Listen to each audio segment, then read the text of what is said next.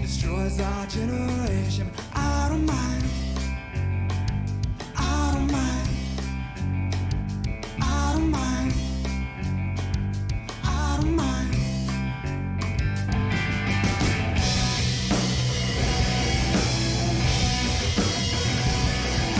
Looking for inspiration in my life.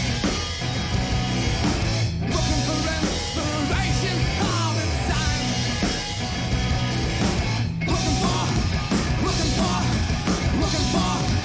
Looking for, hey!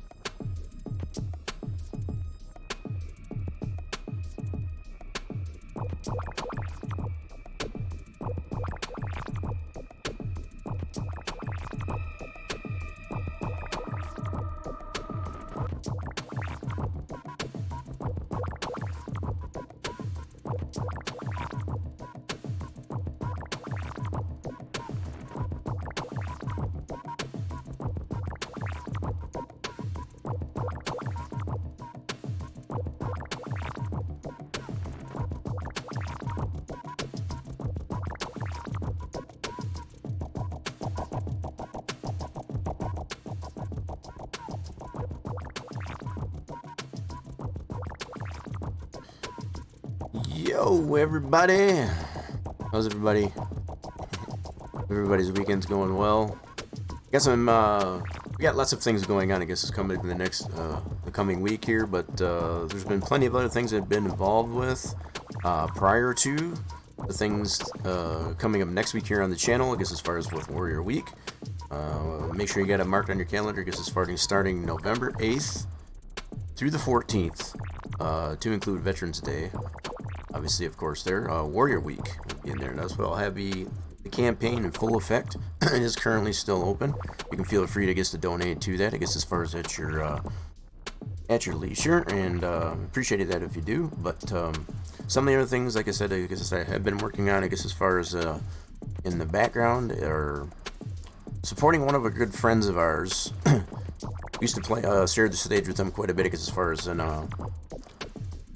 in live concert rock music, however you want to put that. I guess as far as just being able to perform live with these fellows, they're pushing so hard, I guess, to be one of 4 bands that'll be represented on DW Presents. I'm going to bring this over here really quick just to kind of bring everybody into perspective here. So on this channel, DW Presents, which is Danny Wimmer Presents, tomorrow at 6:30 p.m., our good friends, we know them well, I guess as far as, like I said, Heartsick. We play with these fellows. They are one of 4 bands to be voted in and chosen, I guess, to perform on a Battle of the Seas, as they're calling it. They're Virgos. They'll be performing with such bands as Mudvayne, Rob Zombie, just to name a couple.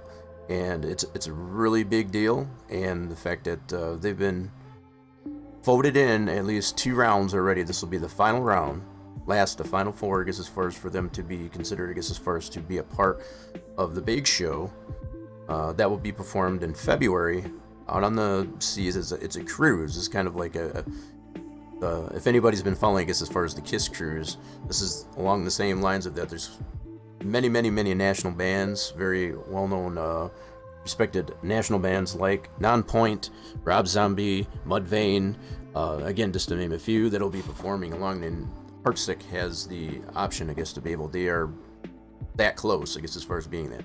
And it comes down to Sunday, tomorrow. Don't forget about daylight savings. So we do have to roll our clocks back. Don't forget that. Go to this channel. Not subscribe to it, but at least follow it. Leave the notifications on to get the notifications for when that stream goes live at 6:30 p.m. Eastern. And they will be playing right now. They're just kind of showcasing, I guess, some other bands that this is what this channel does, I guess, as far as Danny Wimmer Presents. Just new and upcoming bands, I guess, as far as trying to make a name for themselves, as well as bigger shows like I just mentioned. So do feel free, I guess, as far as if you love music at all, it's to anything as far as metal, punk, hardcore, hip hop, doesn't matter. Very reputable band. I stand by them, and just want to make sure, I guess, as far as let everybody know, I want to give them all the rep that they can possibly get. They've worked very hard at this, and they're on Spotify. If you open it, heartsick.com.us, I should say. I take that back. Heartsick.us. Go and check them out. They are on Spotify. They got several singles and like that. One of my all-time favorites, I guess, as far as from them, that we were able to perform with them on stage live, was Coffin Chaser. They are a local band to me in my home state of Michigan. So the fact that it's kind of hits home, I guess, as far as the fact that if it can't be us, I'd rather it be them. So definitely feel free, I guess, as far as to give them a vote, I guess, as far as when it counts, I guess, as far as for tomorrow, 6:30 p.m. on DW Presents. Like I said, follow that channel, leave the notifications on to get the notifications when that stream goes live, I guess, as far as when I don't know exactly when Heartsick will be performing, but it will be a live performance on DW Presents here, and they need all the votes they can get. They're just that close, the final 4. So I want to at least get that out there to them. This is kind of my own personal goal, I guess, as far as to get them noticed, I guess, as much as they want to be. They've worked really hard, a lot of sweat, tears, agony, whatever it takes to get to this point, and it is very much deserved. So I'm gonna leave most of this up here with fear, I guess, as far as potentially getting DMCA strike, I guess, as far as up in here on Twitch. I'm kind of leaving it, you know, off the air, I guess, as far as like that. But I'll leave it up to you folks, I guess, as far as go ahead and give them a listen at your leisure if you so choose to. Very much appreciate, I guess, if you do that. On top of everything else that I've got going on next week for Warrior Week, it's just there's a lot going on, and it's things I've been busy with. So I appreciate everybody giving the time, I guess, as far as to check these guys out too. Really good dudes. They go as far back as when we used to perform live with them on stage. They've also been known as No Life. They've kind of reinvented themselves. Different. You know, just change their style up, I guess, a little bit, or whatever, I guess, to represent themselves, I guess, as Heartsick. And it's very cool, I guess, the fact that they've made it as far as they have with all the support. We're talking like tens of thousands of votes, I guess, as far as to get them to this Final Four, and they need that much more, I guess, as far as to make it stick, I guess, as far as to be a part of that that cruise that happens towards the end of February. I believe it's around the 21st, 22nd, I guess, of that month. I think I've got there's so much going on with that. So yeah, this is what I was mentioning, I guess, as far as for tomorrow, Sunday. It starts at 6:30. It doesn't have the time in here, but it is 6:30 Eastern time. Vote for Heartsick. That's the only thing I highly, I guess, I would hope you would do, is all. Torch coming in, I guess, going to be playing some shots and slots. Here, oh, you did get some of that shot there. So I guess the bot is definitely coming around, it seems. Alright, with all that being said and done, I have been busy, I guess, as far as we're kind of really scrambling, I guess, as far as we're really to cover, besides all the other things that I got going. Other little projects like that, I guess, as far as going on in the background, but, okay, just checking things out, I guess, as far as to make sure everything is running smooth. I have been playing around quite a bit, I guess, with just some of the audios and things like that, just to kind of get everything up and running smooth. So, that is all for...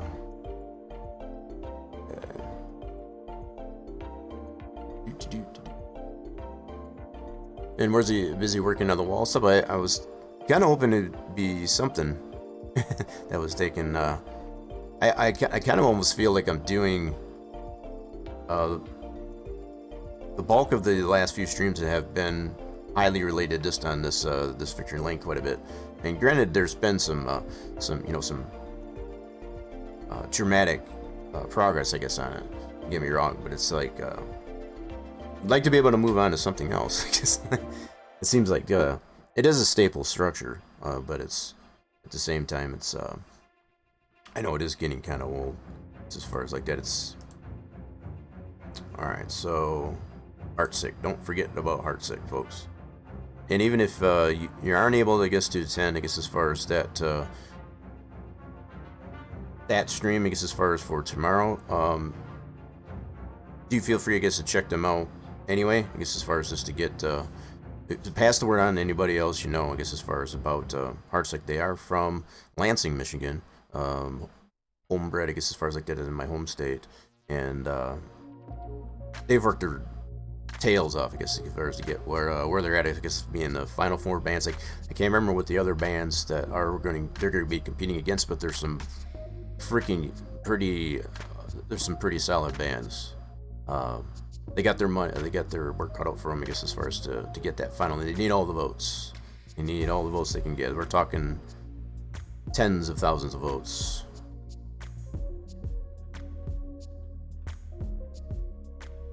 I'm just super stoked for them, I guess, as far as to get as far as they have been, at least anyway. Should have a fair about next weekend stream. That would be cool, right? Good to know, I guess, that you are working on that too. Okay, so one of the things I guess I had figured I would go over, just as much as I hate to, is like I said, it seems like the past few 5 or 6 streams, I guess, at this point, have solely gone over, I guess, as far as just this victory lane. The one thing I guess I keep reminding myself of is it is kind of a staple structure, right? It's going to be something that's going to be prominent, things like that. One of the things I had thought about going over as I kind of shuffled around here, I guess, as far as for things to go over, would be to clean up the texture, possibly maybe even retexture it. I do want to add, there has been suggestion, I guess, by those like Racer James, which hasn't, he hasn't been coming around, I guess, as much, but he had queried me, I guess, about potentially having, I guess, a more shortened version, I guess, of how to construct a grandstand, as far as especially to script it, for example. So I have necessarily put together somewhat of a makeshift of a second here, monitors here. I have put together there we go. Yeah, this should work. So I have put together somewhat of a makeshift, and I may go ahead and go so far as to put this up on the Spline Design Studios website. We have a couple of PSG as far as scripts, as far as to do either with a multi-pass or just a single pass type of deal. I guess as far as just a very simple structure that you can reword, customize it, I guess, to fit, I guess, whatever it is that you're building. I figure this is pretty straightforward. It's just very maybe not so much straightforward, but it's very simplified, I guess, as far as it doesn't involve anything like, for example, all it basically involves just an empty stand and a full stand. Whether you decide to go with like a 3D crowd, that would be a different story. This is more or less just following the same protocols as most of the original Happy tracks, as far as where you only have a flat texture, I guess, as far as that shows either populated or unpopulated. So like I said, it's going to be a very simplified. You can definitely feel free, I guess, to customize this to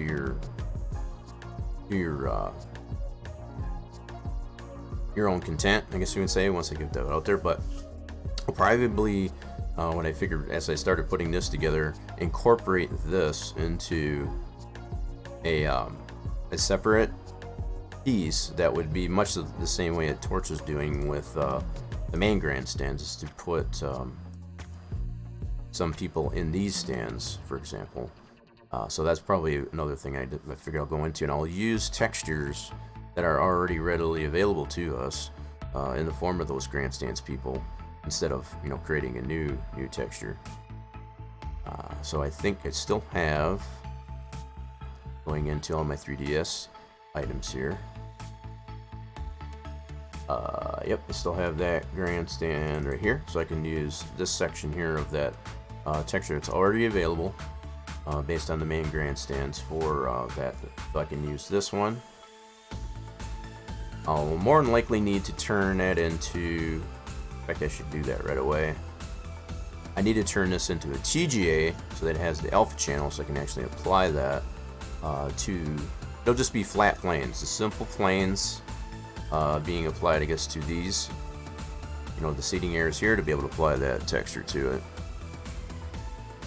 Trying to get all the runs done, so hey, that'd be great, something to go over, I guess, as far as for next time. I almost feel a tad bit loud. I'm going to turn this down just a tad. Just a little bit. There we go. I feel like I'm screaming over the top of that sometimes like that. So I figure if I'm having to do that, chances are it's probably coming across there. It's a little too noisy for you folks. Okay. We got so the weather here got pretty nice. It was a little chilly, I guess, as far as for the first part of the week. It got up to, I guess tomorrow it's supposed to be even warmer. It's going to get darn near 60. Almost spring-like. Okay. Now. Yeah, I think what I will start with is just like I was saying, as far as I'm going to start with a simple plane. Be able to get this sized up in one of these stands and be able to texture it. And once we texture it based on that texture that I was mentioning there, I do need to make that as a TJ, as I mentioned. go ahead and do that. So we're going to open this up with WinMap 2, get that converted. 57 there right now. Yeah, it's supposed to give it a little bit warm there. I don't know how long it's going to last, but I'll take it as long as they'll give it, as long as they can give it to us. That's for sure. So we'll go grandstands, and probably what I'll do for the object for the victory lane stands, I'll probably call that object, as far as to keep it segregated from the main grandstands, 3D people, as far as the 3D crowds in the main grands. Probably call it like Vic stands people or something like that, just to kind of segregate that so we know which ones. To kind of keep it all together, I guess, as far as the victory lane itself, and it'll make sense, I guess, as far as once I do that. But let's open this. This is a pretty beefy guy too. Yep. But we need to make TGA for this so we can have alpha channel in our texture. So when we apply this section to our flat planes, I guess, for those 3D crowds, that alpha channel will be in there. So let's go ahead, slide this over. There. Need to get, okay, so right now you can see it doesn't have the invisible color, just that magenta or that pink as we know it. I need to do a left click, and now we should have that swath. There we go. So that's our TGA. We're going to save that. Okay, and we're going to save that as grandstands. Actually, I'm going to go ahead and rename this right away. Sometimes what'll happen is, and this is normal, we'll see if it does happen. A lot of times when you're in WinMap 2, because it is kind of a finicky type of program, if you try to rename from what the original file was, particularly MIPS, it'll tend to just call it file, as opposed, and so you'll kind of lose, I guess, whatever extension name of the original texture was for. So instead of TGA or bitmap, whatever, when you try to rename it from within WinMap 2, a lot of times that's what will happen. So if it does do that, don't freak out. All you have to do is just re-add the .tga or whatever that you saved it in. So we'll just see what happens here. I'm going to rename this, and we'll see what happens. It's fixable, at least anyway. The only point that I was trying to make. Let's do Vic stands people. I think that's what we're going to go with on our name for object for that. And it's going to be in totality. And I'll add such things as like weekend state switch, whatever, so that they only show like during a race, for example. There's no option in there, I guess, to have them only show post fact of the checker flag. We've never figured that out yet. Unfortunately, if there was, I have a means, I guess, to be able to apply that. So we're going to go with this and close this out. And I just want to verify, did it? Let me see, I named that Vic stand. See, this is what I was talking about. Yep, it did exactly what I was thinking it was going to do. So anytime this is what'll happen. It's kind of a commonality, I guess, with WinMap 2. So it just named it file. That's because I tried to rename the original texture, which I was saving in there. All you have to do, it's probably a good thing that it did this. You don't need to redo the texture, I guess, as far as to not rename it, for example. It's because it names this file. All you got to do, go like this, and then dot. In this case, I named it as a TGA, so do .tga. Oops, let's spell it right.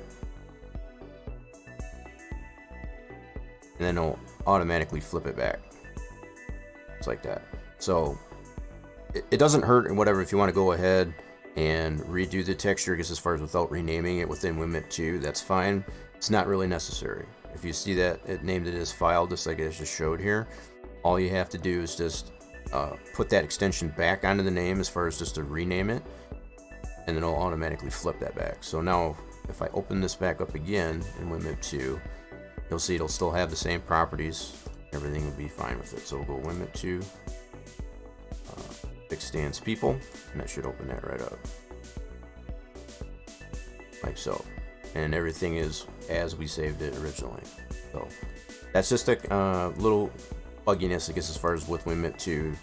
It's nothing to freak out about as far as, like, you know, naming it file. All you have to do is just rename it, like I said, as far as to put the extension to what you named it, save it as. In this case, it was a TGA with the alpha channel. So in this case, I renamed it to .tga, and it flipped it back. So hopefully that gives you a little bit of insight, I guess, as far as the use of Wimit 2, at least anyway. Okay. It happens quite a bit, and I know it's initially when I started did that to me the first time, I was like, what in the heck? And came to the realization, I guess, as far as it's not necessary to have to run it back through. Okay, so with that saved, we have a texture to be able to apply to map to our plane that we add to our stands here. But what I want to do, this is the collapsed version. Should have probably added. Let's see. How do I want to do this? I want to see. I guess what I can do is I can just attach from here. That'll be fine. Yeah, we'll do that. Well, let's just do it that way. I do have a uncollapsed version of this model. I saved a uncollapsed and a collapsed version, just for safekeeping, if you will. It's not a bad idea sometimes to do that. I am gonna reconvert this back to a normal poly. I don't need to do necessarily anything to the model to change it. Just I need to remove some of the fencing here so I can actually apply better work, I guess, as far as the seating area of these stands is all. But just to kind of put it in perspective there. So we need to, let's select. I want to maintain the stands. Okay, so that's it. I think that's all I want to get. Make sure I get all that.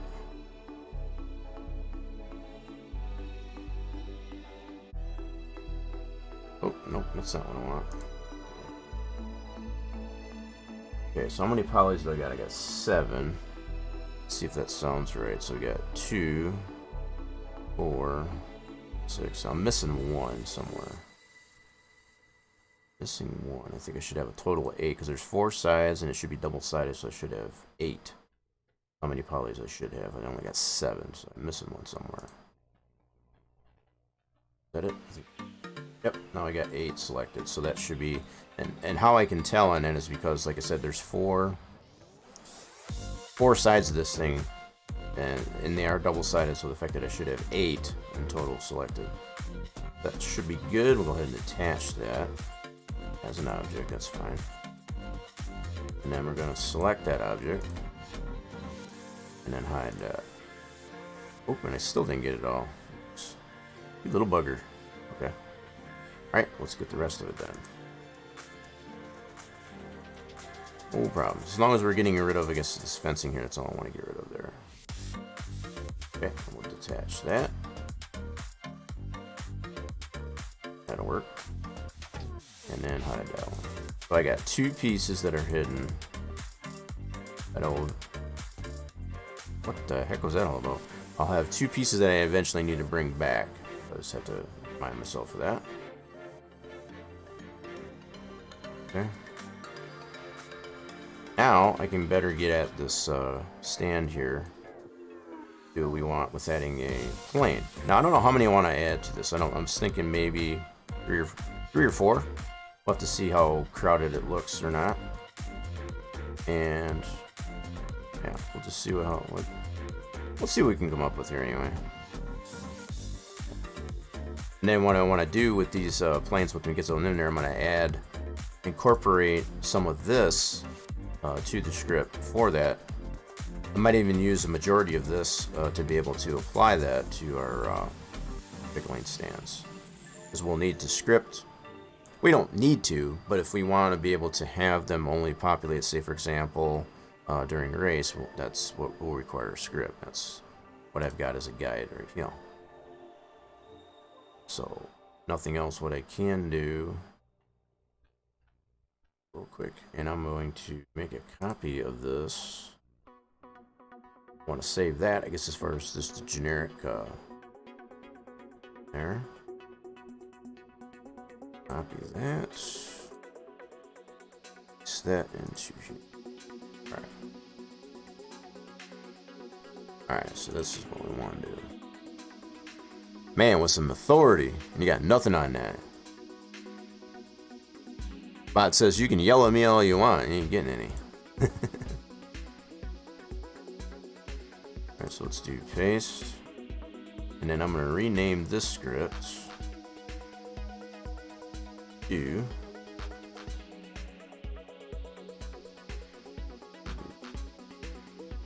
stand underscore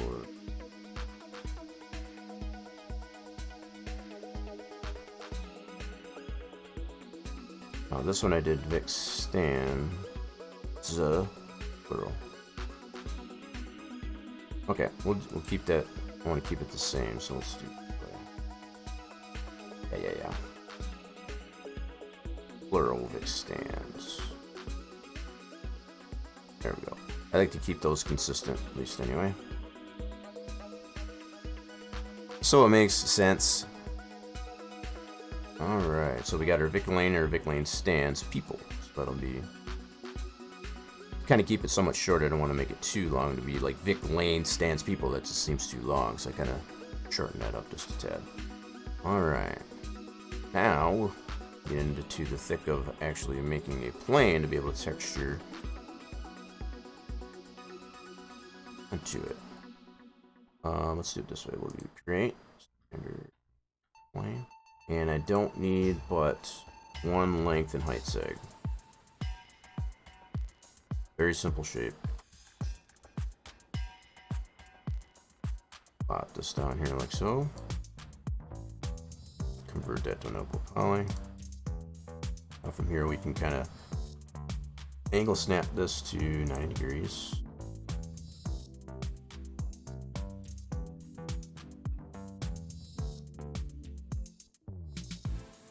Okay, get that 90 degrees up.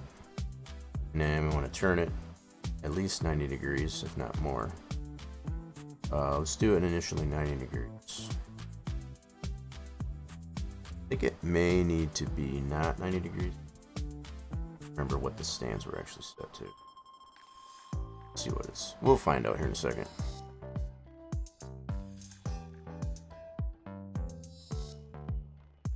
Okay, we'll be able to resize this to how we need it. Where do we got this facing?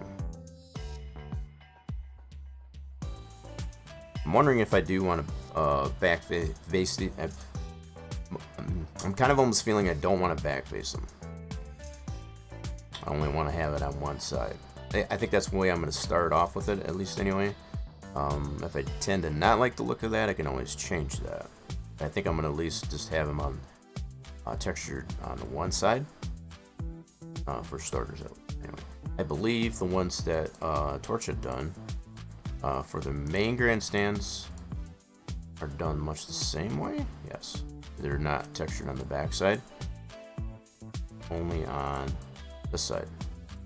That might be the same approach that I'll take to these here as well, just to kind of limit the amount of polys that are needed, I guess, as far as like that. Because again, when it comes down to the whole philosophy of it, is like anything in multiplicity, you want to think of, if you were to duplicate this this object, which this is potentially one of those, you want to know how much of an impact that's going to have if you do apply it in multiplicity. So keeping it as reduced in the number of polys as possible is usually always a good thing. Okay. Try to maintain as much detail as you can. Like, I think we've got pretty significant amount of detail in this deal with these stands so far. To include, I guess, as far as with the fencing and all that stuff, it does give it some dynamic. There's still a lot that's missing off of this that is, you know, it's not accentuated, but you can definitely tell this is what it pretty much looks like as far as in that area. One of the things, for example, that's missing off of this so far And I'm still kind of, you know, wondering if it's necessary, I guess, to put that there. There are some archways on these gated areas, for example, that could be applied. It's kind of hard to make out, I guess, as far as exactly what it says. I can tell it's all not subdued, but just black and white. The white lettering as far as the Texas logo, but as far as what else it says there, I have no idea. The fact that we can definitely discern that there are like archways over top of these gates. Whether or not that's necessary to have to put those there, I'm not 100% sure yet. In the essence, I guess, of trying to keep things, how do I want to put it, as far as condensed and optimized, and being able to add more detail elsewhere around the infield. That's kind of what I keep in mind, I guess, as far as when I do that. I can go, like I've mentioned this before, and I'll keep saying it. As much as you probably want to go nuts with trying to add as much detail to just one object, you got to think of the other items that you want to add potentially in such areas as the infield. That might have somewhat of a staple presence, I guess, as far as in there, like team haulers, garages. You're going to have your car and camper groups and things like that. There's still plenty of things like that that need to be added and populated into the infield. Once you start adding all those types of things, if you've got something that has much more detail than everything else, again, everything in multiplicity. More things that have the most detail in multiplicity, it's going to bog the renderability, I guess, as far as the optimization of the track down. So you have to definitely always keep that in mind, I guess, as far as when you're creating things. As much as you want to throw everything to include the kitchen sink at it, you mustn't keep optimization always in mind. You can still get plenty of detail applied to track build without having every single intricate detail, I guess, applied. Alright, so all I'm doing is I'm going to start this on one end here.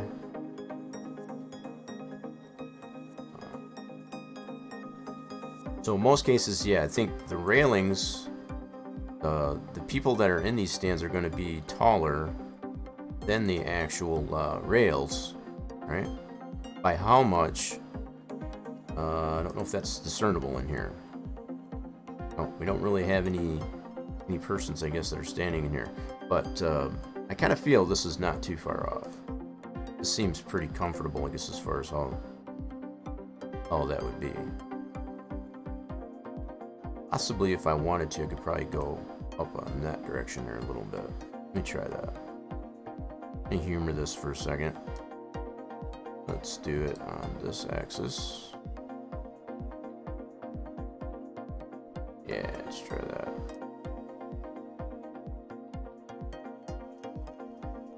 That's actually, that gives it too much. I want to go too nuts with this.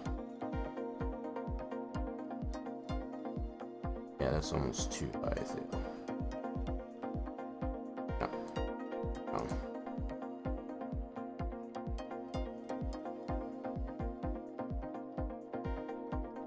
Let's try about there for starters. But what I'll end up doing is I'll get this sized within that direction and across this way. We'll get it textured, and then we'll see how it looks. And just go from there. Once we get it textured, we'll be able to clone that and put them in respective positions. Alright, so instead of trying to scale this, I'm gonna go in this route. Take these two verts down this way. Take it to the end of the seating area here, like so.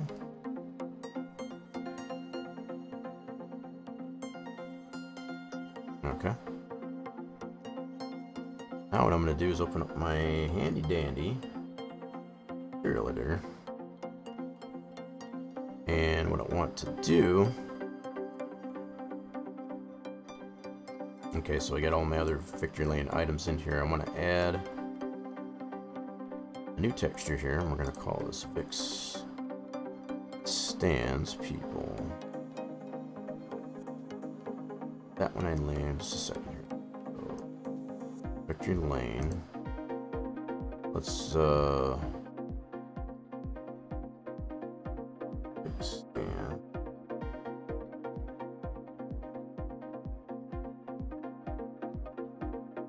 Yeah, that'll be fine. We'll do it that way.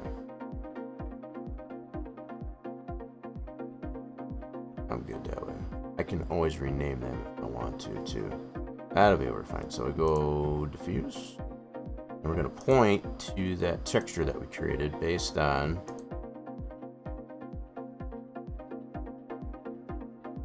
TJ that we created. Find it. See? Modeling. Mesh. 20. Picture lane. So it's going to be based on that texture that's already established for the main grandstands. We're going to be using that same deal as opposed to creating an all new texture and adding bulk, I guess, as far as texture wise. So we made that TGA for that. So I guess I kind of goofed, I guess, as far as in renaming this. I was kind of getting ahead of myself, I guess, as far as when I did that. I don't want to do this. I'm going to rename this back to grandstands because I want to remain to use this one that's already existing. So this is probably what I'll end up naming the 3DO. Yeah, so I just got a little bit ahead of myself is all. Okay, so before I apply that way, I'm going to rename that. Yeah, let's go ahead and do that. So even regardless of what I said, I guess as far as when you rename a texture like that, that's still useful information. It's just I didn't mean to actually rename the texture to that because that'll create entirely new texture, which is based on it's basically a duplicate of the one that's already available to us, which is for the main grandstands, and that's you don't want to do that because that's adding way too much more bulk to just apply to another singular object. Always want to utilize, I guess, as far as if you have room on one texture, I guess, to use it on something else, another object. And that's what I wanted to do. I just said I got ahead of myself. I'm going to rename this back to grandstands. Because we want to, like I said, we want to continue to use that same texture that's already established. I should be able to do that with no problem. Now I can apply this to our model. And then when I save the 3DS and the ultimate 3DO, the final 3DO, I guess, for that will be called vicstands_people. Okay, so I don't need, I guess I can keep it open, why not? That's fine.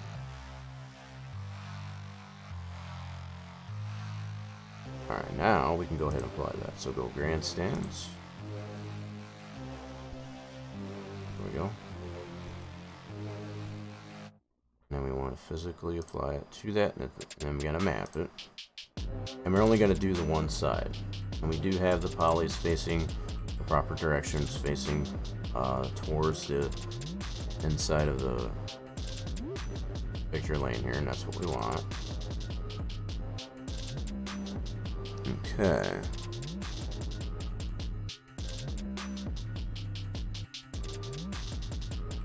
UV unwrap that. Populated texture. Alright, so we can choose pretty much any one of these lines for the people. If we want to randomize it, we can be able to put different ones. We'll just see how this looks. I'm not sure exactly what direction I want to go with this, but let's go ahead and apply a quick planer. That'll usually give you an initial. With simple planes like this, it's usually pretty simple, I guess, as far as to do a quick planer, as opposed to, say, a normal map or a flattened map.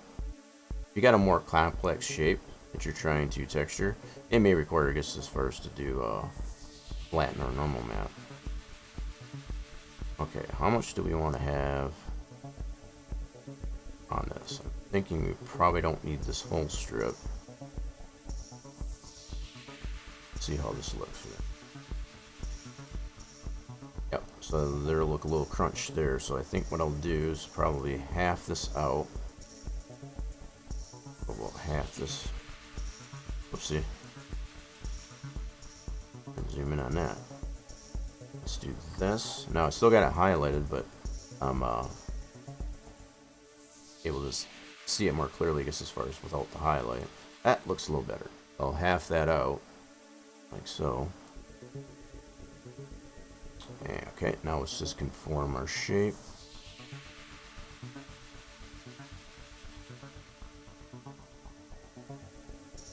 Let's cut this off, right? It's two people. Cool. And then keeping in mind that we'll have transparency in it, because we do have the alpha channel in there, so it's not going to have all that magenta in there. It doesn't look too bad. I'll probably end up moving that down a little bit closer to the rail. That way I can add at least a couple more. Not too displeased with that. So we're only going to have it on this one side, so if I render this really quick, I'm going to show it on the one side.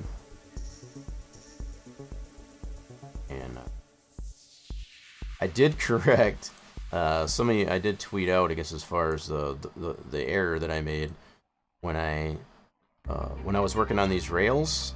Some of you may have even picked it up there and just kind of went with it, I guess, suppose. And it's I noticed it post fact after post stream, I guess, as far as last week, that I did not after I after I selected all these rails, all I did was just flip it without cloning it.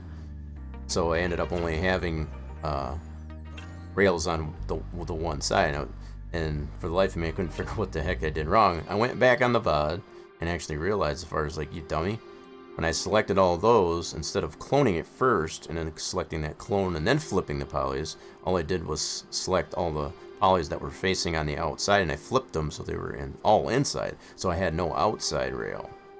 So it's like, you dummy.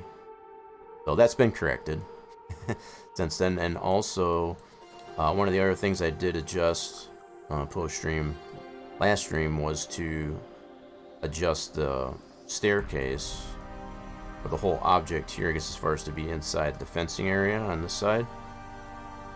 After that adjustment to putting that going in this direction as opposed to this direction over here. So that's all been corrected. We should be all good to go in that regard. Alright, so I'm going to go ahead and lapse that mapping. Pretty satisfied with that. Let's go ahead and effect pivot, center that. Okay, that's not centered. What the heck? Okay, let's reset the AX form on this too. I feel that did center that properly. Let's reset X form. Selected. Alright, that looks good. Stall. Little base. And I'm going to rename these just for the heck of it here. I'm going to do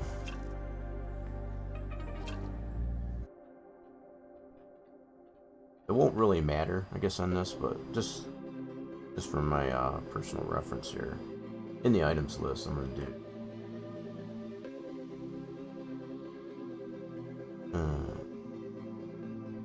control 1, and then I can just duplicate that. Yeah, that's simple. It really is irrelevant as far as what you name that, because that's all the only thing I'm trying to do is just make it simpler to be able to know which one is which in my items list. So as I duplicate these, clone them, I'll have individual names for each row. So if I tend to want to shorten one up, or whatever I want to do with that, I'll be able to select this appropriately.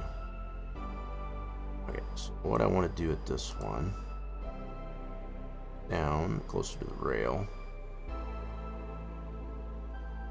and I can watch that bottom edge to see that it clips into hands like so.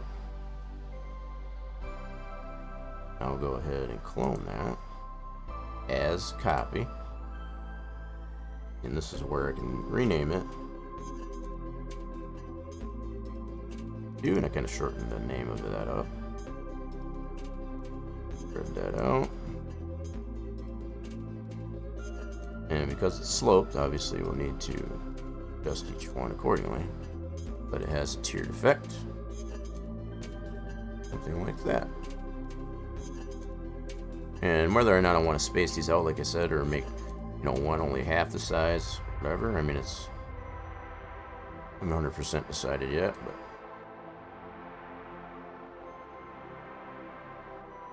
okay. Let's take some of the zeros out of it as well. Don't need all those zeros in there.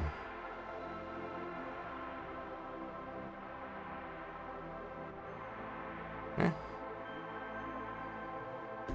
Yeah, so whether or not I want to fill this whole stand up, or just put, maybe say,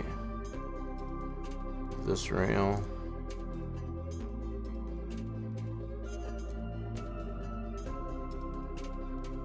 Okay, and then maybe put one more in there. Maybe spread this one a little bit more.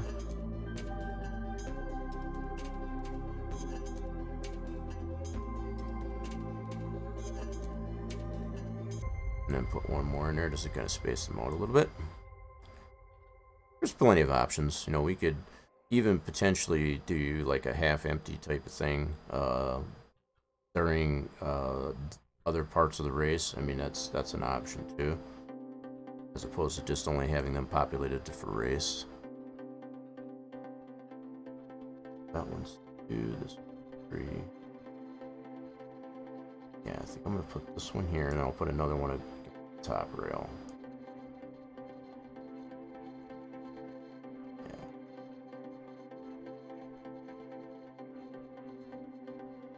Yeah. This. Space this a little bit more. There, I'm gonna put one against the top rail. Kind of evenly distribute those.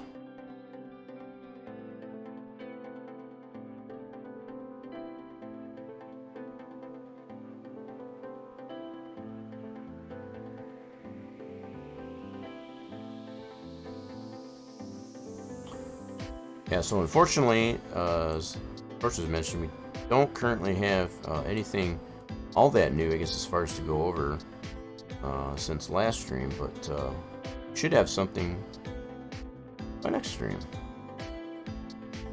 That's some good news.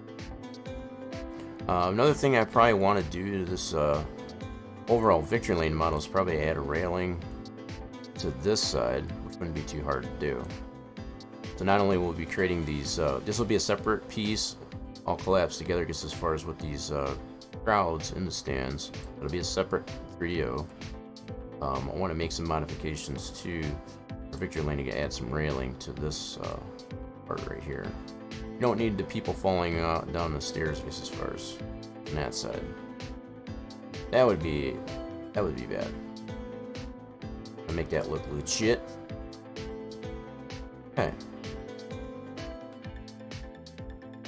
Now what I can do with all that done, I can take all of these, group them up, and clone that so we can put those on the other stand on the opposite side. Group those together. Doesn't matter what we name the group.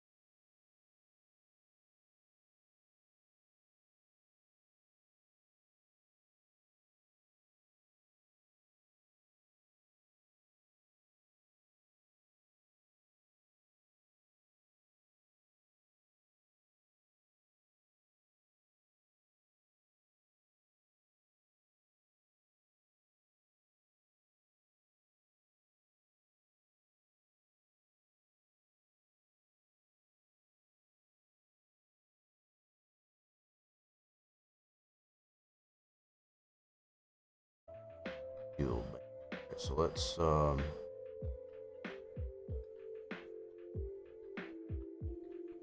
so from what I've got here, I'm gonna merge. Yeah, let's merge that scene. Why did that not go? Anyway. Yes, we want pick lane new. It's not collapse, so this is the collapse. This all of it.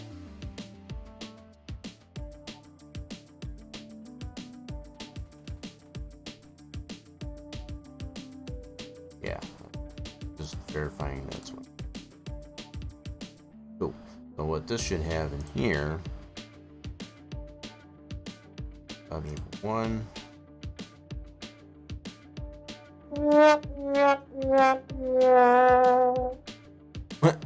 Who failed? Who played to fail? Somebody failed. Who failed?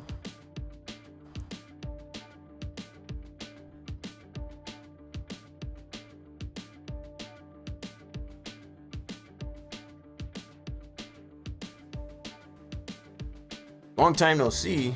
We got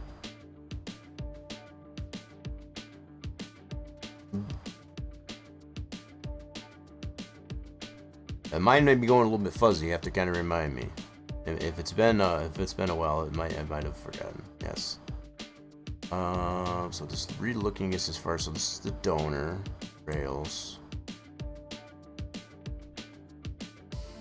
Wreckfest. Okay, that does ring a bell a little bit. Wreckfest Wednesday, so you could tune it in, I guess, as far as for Spline Design Studios Saturday. Welcome on in. Alright, so my donor rails. Okay, so these are what I got hidden still in this scene. What else do I have in the scene? So I have that object, these two fences, that one, that one, okay, and then this must be, whoops, my bad. Okay, I think I see what I got here now. I'm just trying to remind myself, I guess, as far as what I had in this one here to be, I have to recollapse. This happens to be a victory lane for Texas Motor Speedway build, track build, for the NASCAR Racing 2003 simulation. Yeah, I did say that right. NASCAR Racing 2003. Yeah, that was not. Did not hear that wrong. So I do have the track opened up here. So we do have part of this, one version, I guess, of this model already created, and we're just enhancing on it a little bit. They had some people in the stands, and to correct some of the railing and things like that, I guess, on that. We've been able to get this so far into the track, as far as it's totally functional. It has reflection on the windows and things of that nature, and it's a very staple structure that's in the infield. Obviously, you will be able to access this as far as particularly post-race. I guess as far as if you win the race, you'll be able to go in here and take your car to victory lane. I guess as far as, so that's part of the reason, I guess, we're spending a little bit more time on it than a lot of the other items. Torch is currently, and you can feel free to elaborate, he's attempting, at least anyway, right? Torch gets as far as to get all the wall logos done, and primarily it's such things as these 3D medallions up onto the safer wall. So like we've got some of these started, but he's working on other areas, I guess, as far as elsewhere around the outside walls of the track. So that you won't necessarily see. Hopefully by next stream that will be ready, I guess, as far as to showcase that. But yeah, well, we appreciate it. It's been kind of a labor of love of sorts, I guess, as far as I think I speak for Torch, I guess, as far as the track's come along, you know, quite nicely, I guess, so far. The race is nice. I haven't had any major problems with it in that regard, and it deserves, I guess, to have, you know, some library, some legitimate library to it that's deserves the same amount of quality, I guess, as far as to it.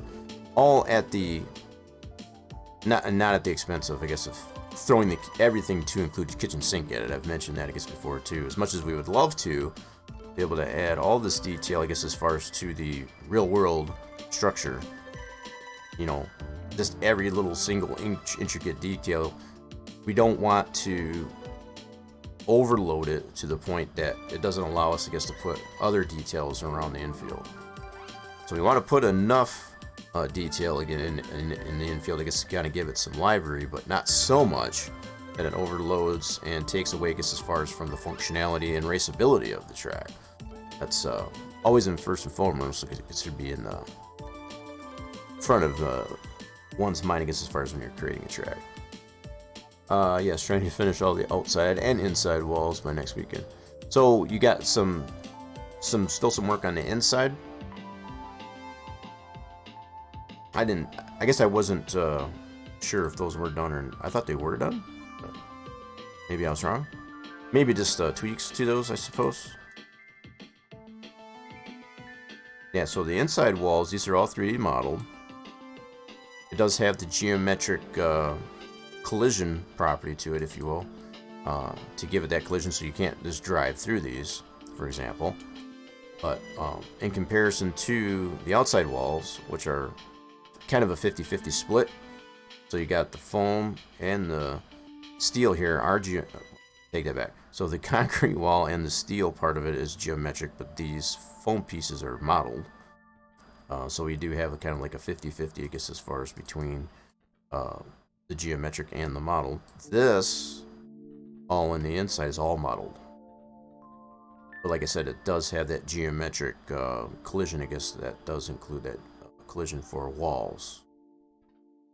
That's being able to do that, and you know, and have all that functionality, I guess, with the track, as far as with the 3D aspect and the geometric, which is a totally different animal, I guess, as far as when it comes to building a track and sandbox. It's so, you know, as I've mentioned, I guess, as far as just to kind of give some insight, I guess, as far as what Torch is necessarily having to deal with, some of these areas, and I may not be pointing these out 100% correct location, but in areas like turn 1, you have these 3D medallions, such as these, that are on the outside walls. So the fact that this has so much of banking, they're going to need to be oriented, I guess, as far as to be able to follow the contour of the track, you know, the wall, I should say, as well as the track. So that's going to be a challenge. It may come down to it, and hopefully we'll be able to see that by next stream, just as far as what Torch has come up with, whether or not he has to bend that medallion, I guess, to follow the contour of, you know, the turns, you know, as far as the way the 3D modeled wall, how he basically gets that to showcase, to present itself. That's, you know, it'll be interesting to see. I'm kind of curious myself, I'm not gonna lie. I know I've played around a little bit myself to kind of get an idea of what would have to happen. Torch has kind of surprised us, I guess, as far as what he's been able to accomplish.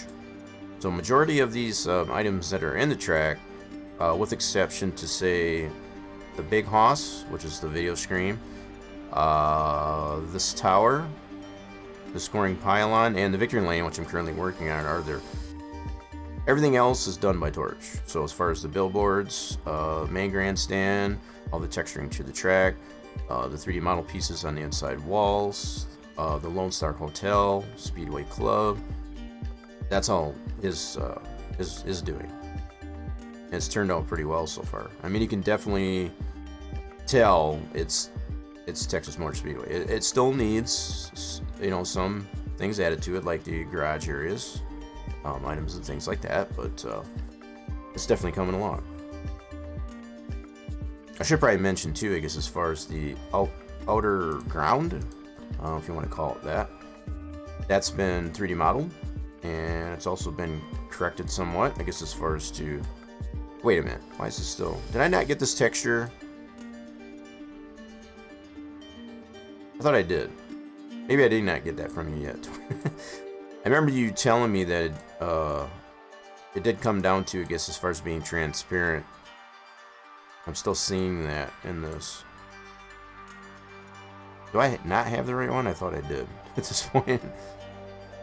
I thought we went over this last stream. Yeah, I'm still seeing that. Unless you corrected it and just hadn't gotten it to me. I mean, it's not... that was something I did point out, I guess, as far as... The reason we're seeing these little tears in there, it has nothing to do with the model. It's the way it's textured. So I don't know if that's... Yeah.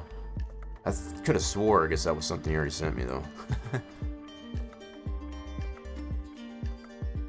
I know you mentioned something about last stream, I think, as far as that's what it seemed to involve. Just taking... Yeah, I don't think I have gotten that from you yet. But yeah, this whole piece that's on the outside of the track, you know, as far as this is all modeled. You can see some of those tears in there. That has to do with alpha channel. That's in that texture, I guess, for that. Torch has since fixed this, and it doesn't have these gaps in the... it's not gaps in the model, it's the way the texture is created, at least anyway. All I need to do is take out the transparency. Wait. All of this sign is textured. Using the greenish color as a background. Greenish? Why would you use greenish? If it still needs to have alpha channel, it would just need to be... Yeah, what I was thinking you're going to do is actually adjust the modeled pieces, I guess, into texture. That's probably what's happening the most. I don't think greenish would be what you'd want to do, because you've got not all areas are grass, I guess is what I was... So I would not probably go that route. I guess that's just me, because some of this is asphalt. That makes sense. So what I was thinking definitely would probably need to be done is some of those polys, I guess, as far as that are bleeding and hanging over, I guess, into where the transparent areas of that texture. And the texture in question here, in case anybody was wondering, would be signage. I want to look at that one again, just to kind of humor myself as well.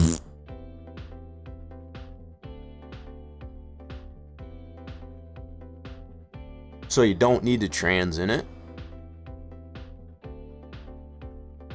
Okay, I guess I was misunderstood, I guess, as far as that it not needing the transparency into it. Anywho, I'm gonna open this anyway. While we're at it.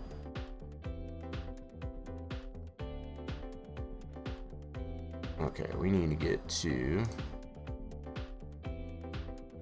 Oh, for crying out loud. There you go. Trust me, I have actually cleaned off my desktop a little bit. But it doesn't really show it.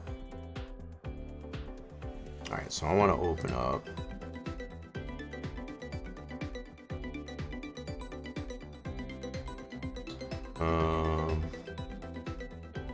Sign it. There we go. This is a pretty beefy texture too.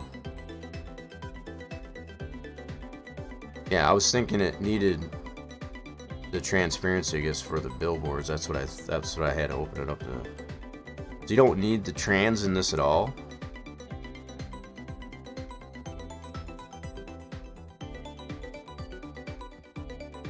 I guess now that I look at it, I guess maybe you don't.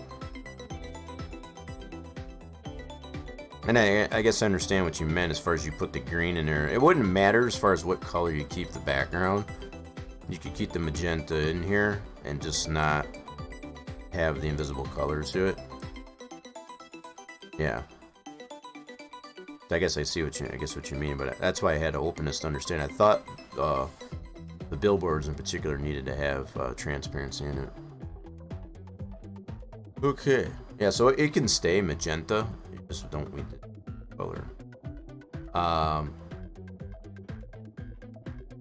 So the only way we can correct this, so when you have a MIP texture that has, so when you have a MIP texture that's already created with the invisible color, I'll at least have to spit this out as a bitmap, and then when I resave it as a MIP, just don't include as far as the,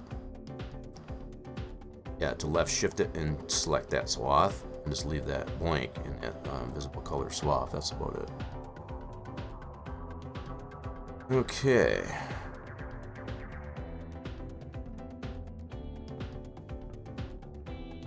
So, what I'm gonna do is I'm gonna save this as a bitmap.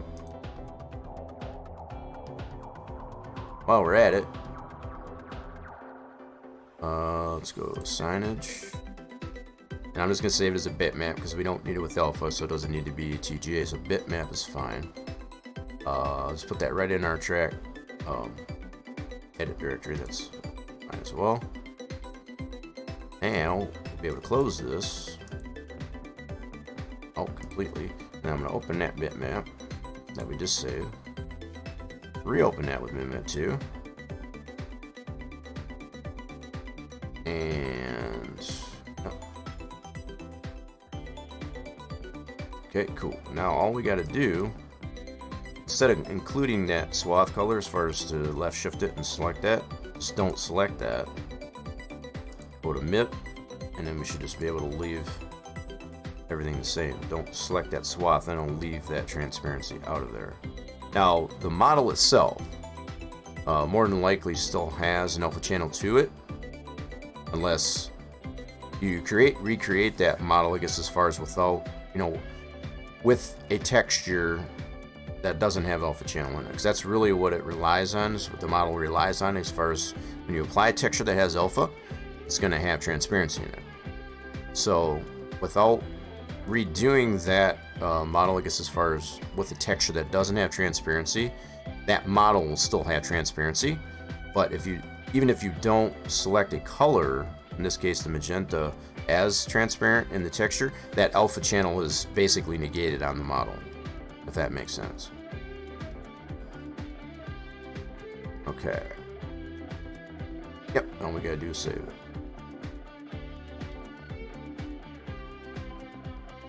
File, save as, and we're gonna overwrite the signage texture that we've got in our track edit folder.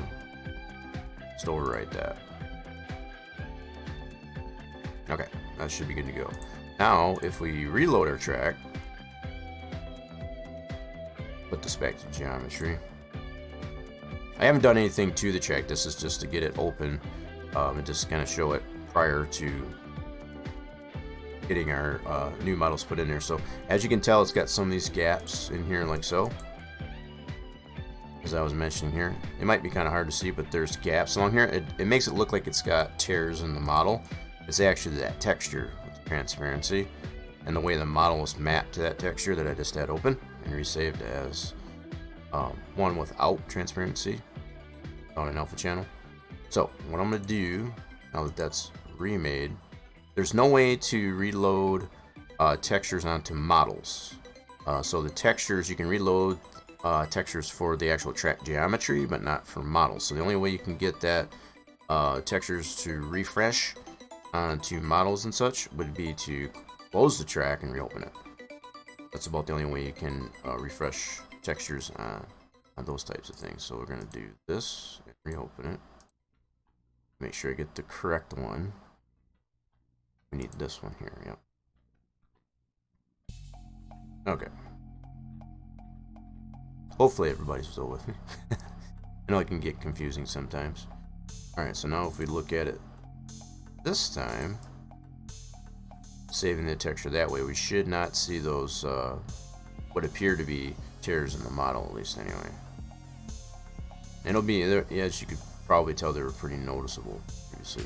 Yeah, see, now I'm getting, and that's why you put the green into it, so you didn't get this purple or the magenta. I can see why you did that. But you wouldn't want to do that all the way throughout, because you do have areas that have asphalt.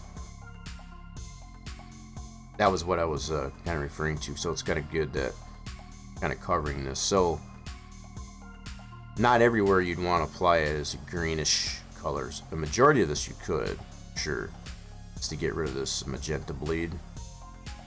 And that's, again, it all comes down to how the models actually map to that texture. But yeah, I can see what you meant, I guess, as far as like putting something other than magenta there. You can still see where those gaps are. So even though there's no what would appear to be gaps there, you can still see that pink, that magenta bleeding through. So it would require, I guess, as far as to apply. But I wouldn't put just all green, because like I said, you do have areas that have asphalt. So what would probably have to happen, back to the texture, since we're on that, I'm going to and reopen that science texture. For that matter, we can just open this one back up. Either the MIP or the bitmap. So what would have to happen, so the billboard's probably not so much an issue, but like this area. Okay, so probably on this edge, you'd want to just fill it in with asphalt, for example. Over here, you could fill it in with grass. Right, or as greenish, or however you want to do that. But yeah, the respective areas on the texture would need to have it so it reflects. Yeah, the appropriate. So this would be asphalt over here. This would be grass. Yep. Okay. So I just had to humor myself on that too. So any areas where there's magenta in it, you would just want to fill that in, I guess, as far as what the adjacent color. You know, it's like this has red and has blue. Fill that in. I wouldn't fill it with just greenish all the way throughout that. That's just my take on it. Because you've got the different areas that are being affected, I guess, differently, as far as based on what's in it. Just my take. Okay.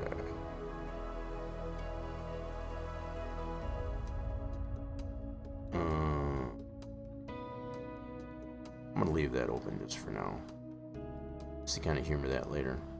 Right now, what we want to continue to do, is work on our model here. So we've got this non-collapsed item here.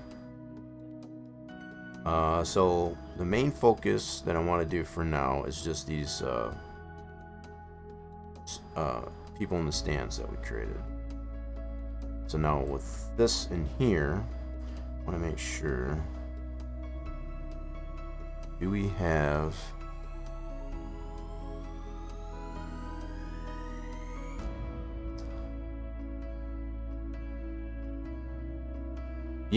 as far as I thought, for some reason I thought you might have just mentioned it, I guess it's during last stream, I guess, as far as and that's all it was. I wasn't sure if I had the texture.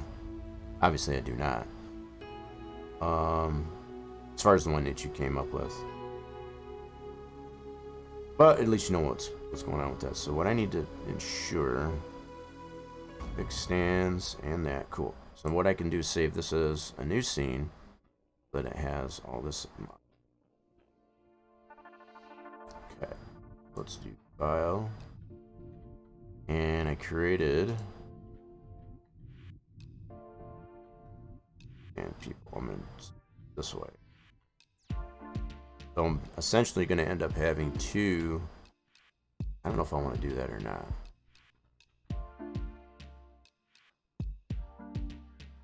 Nah, I don't think I'm going to. No, I guess I won't. I was thinking what I wanted to do is have all this together in one scene, but I don't need to do that. I have the two separate items that are uncollapsed at this point. So as far as to be able to, and these are going to be the stands people are going to be separate anyway. So yeah, I had a thought in my brain, and that, yeah, I don't need to do it that way. So what I'm gonna do only include these stance people. Right, so let's do this. Take all this stuff back out.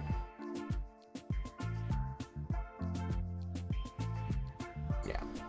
Now what I'm also going to need to do is all this. And oops. Need that. Only thing I need is just this. Alright, that's cool. We got those where we want them to be. Oh, and I'm going to save that as like so. Cool.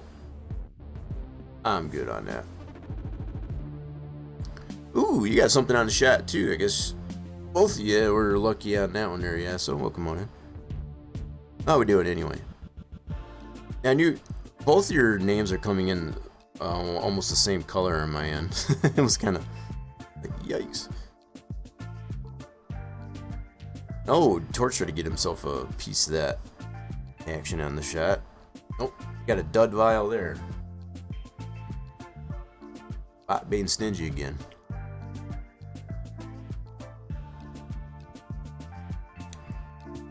Oh, that wasn't necessary, yeah. So I was just like, when I happened to look over there, it was just like, whoa. Almost didn't notice you were in there because they're almost the same exact color. That's your choice. I just happened to just mention it because it's like, I almost didn't notice you came in until took a closer look. And he really changed that. He's like,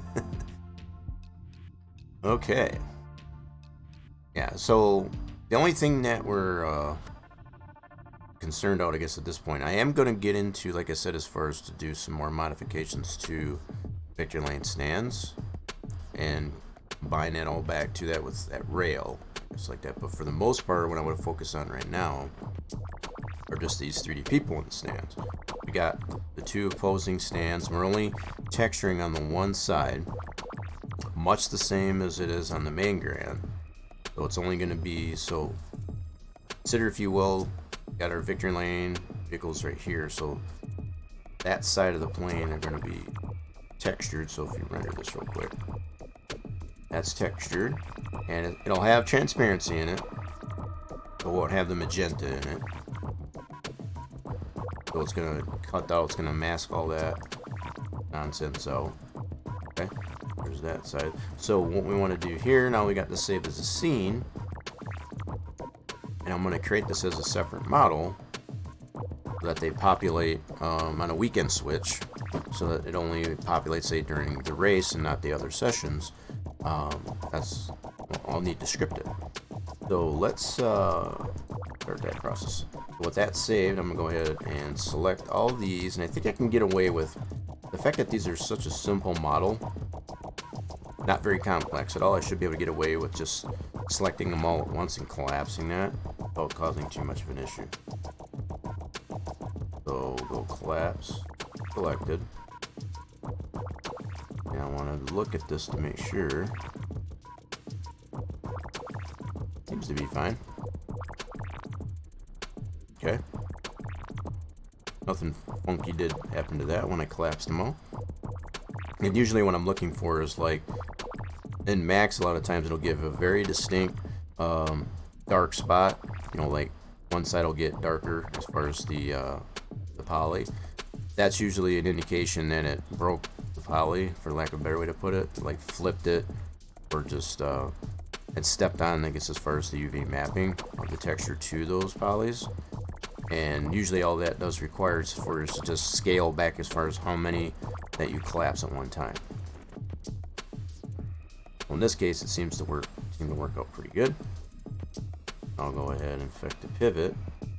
Now we built these in place, so once we bring these into the way it'll spawn in, I guess, as far as on that switch and all that stuff, is it's just at 0. So as far as in sandbox and in the sim itself we're concerned. So we'll affect the pivot, center it there.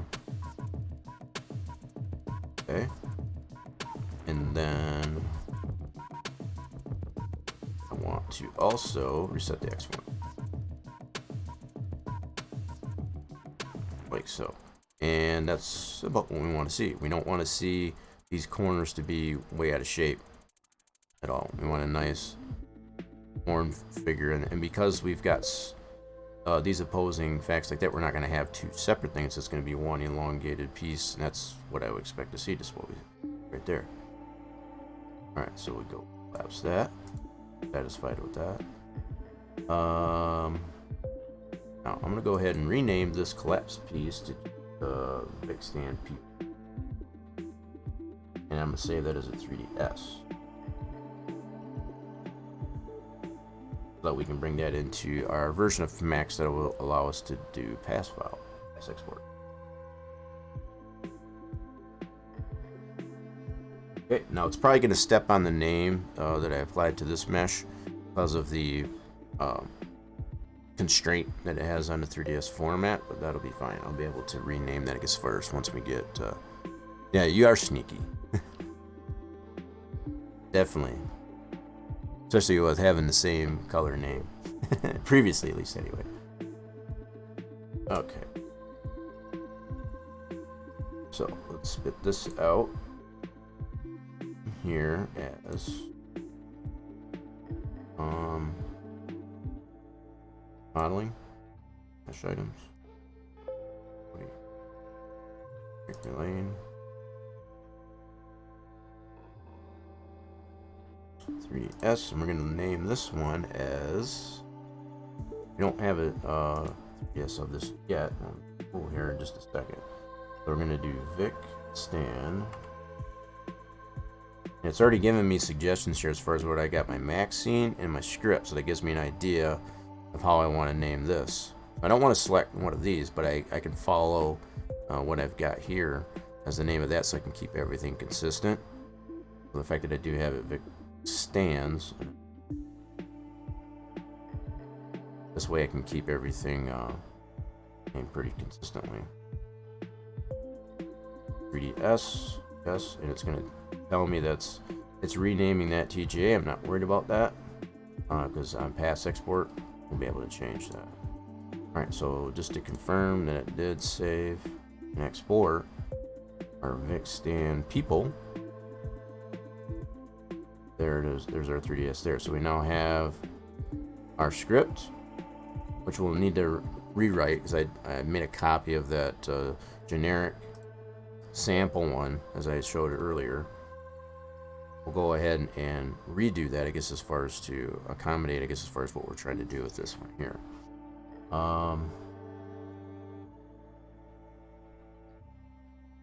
Okay. So yeah, our 3ds, that, and then we also have texture that we've already got acquired that's using on our main grandstand. We're going to be using that, I guess, as far as on our Vic Lane stands. No sense in making a new texture. It's as far as for an individual object. If you have something already in existence, definitely want to use that, utilize that, I guess, as far as if you have that to your ability. So that should be everything we need for that.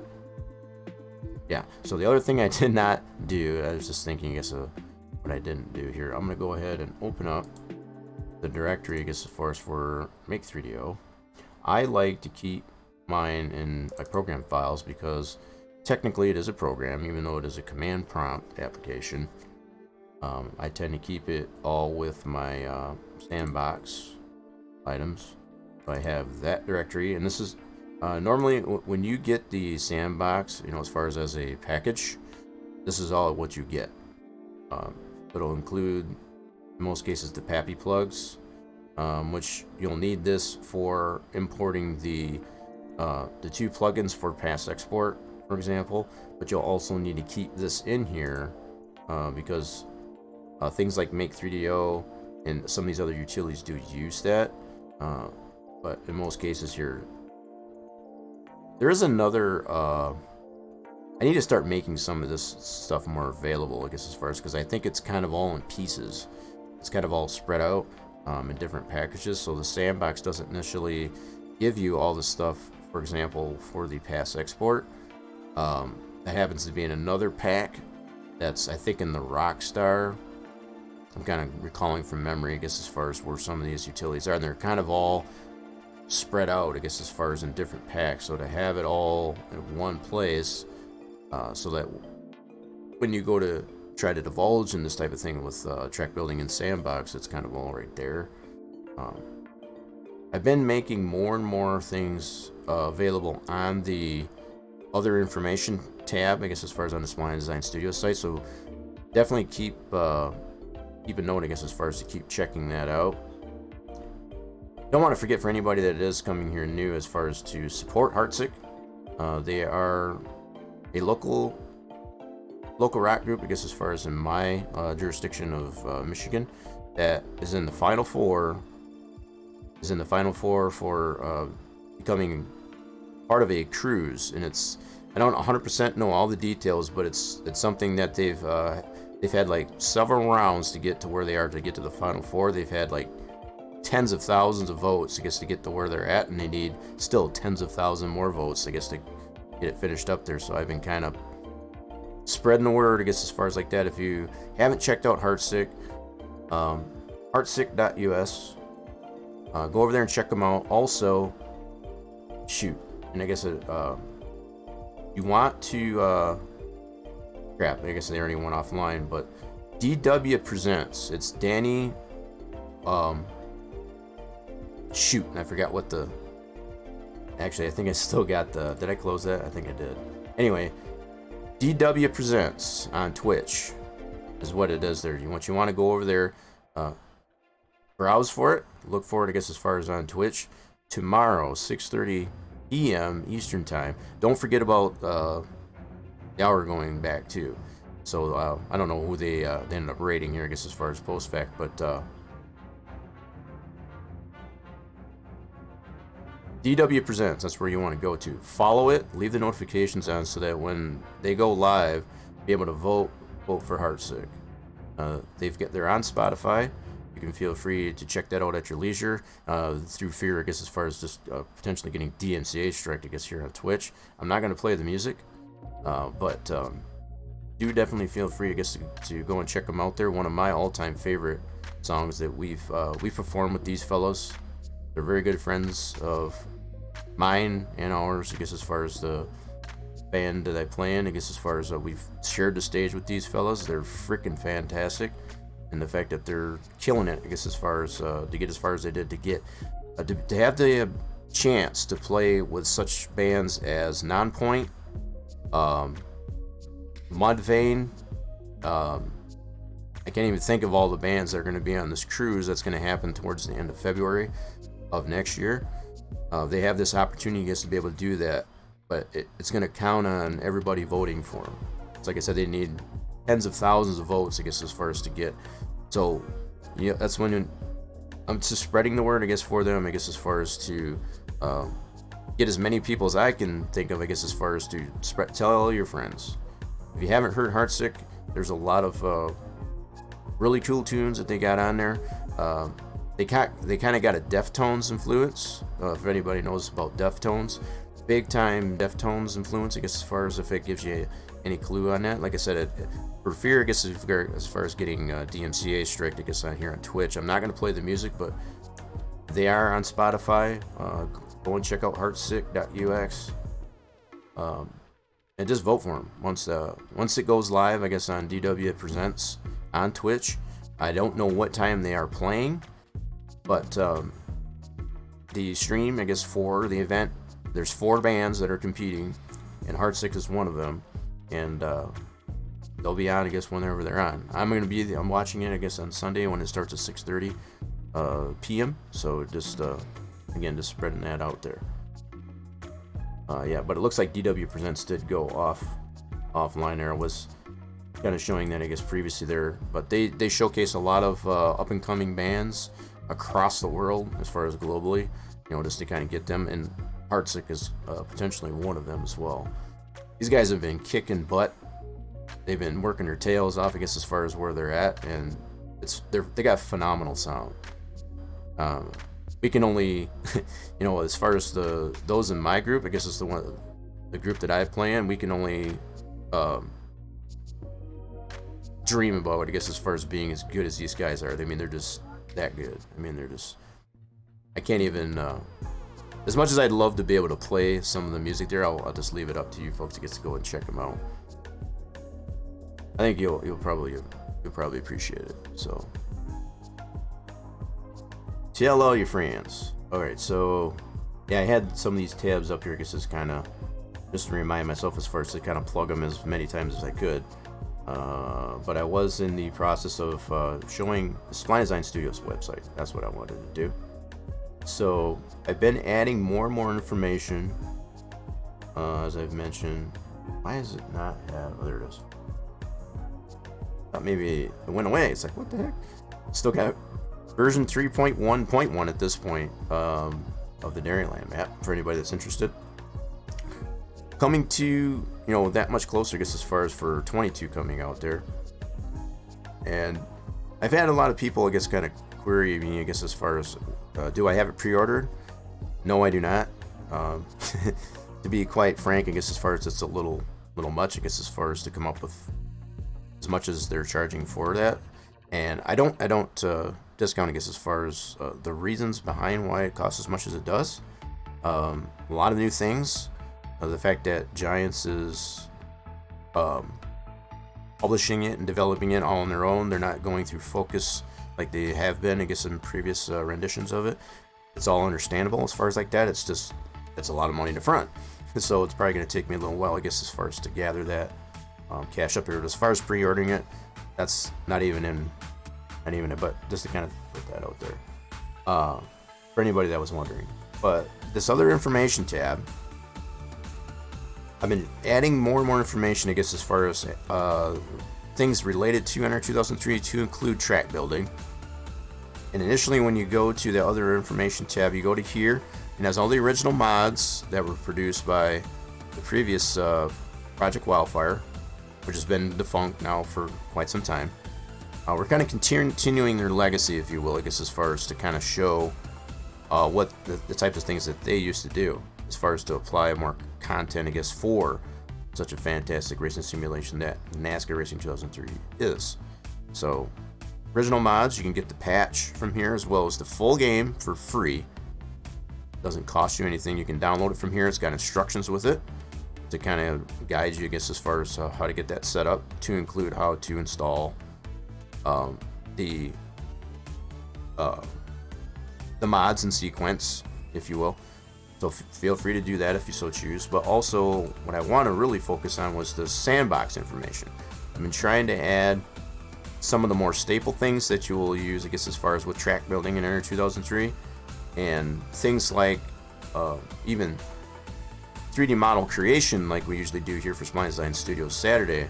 I want to make a lot of those things available too, so you do have that all available and just all in one place.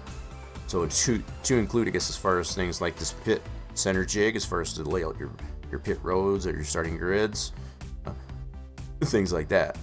So far, I don't have it here, but James had came up with this one here, and I did throw this one on here not too long ago. Racer James was kind enough, I guess, as far as to put down the information, what settings you would need to have to bring your LiDAR into your Max. So to be able to use that information and scale it properly, to bring it into your Max so that it's scaled properly, for example, this is the settings you would need. So that information has been added as of recent. So use that to your ability.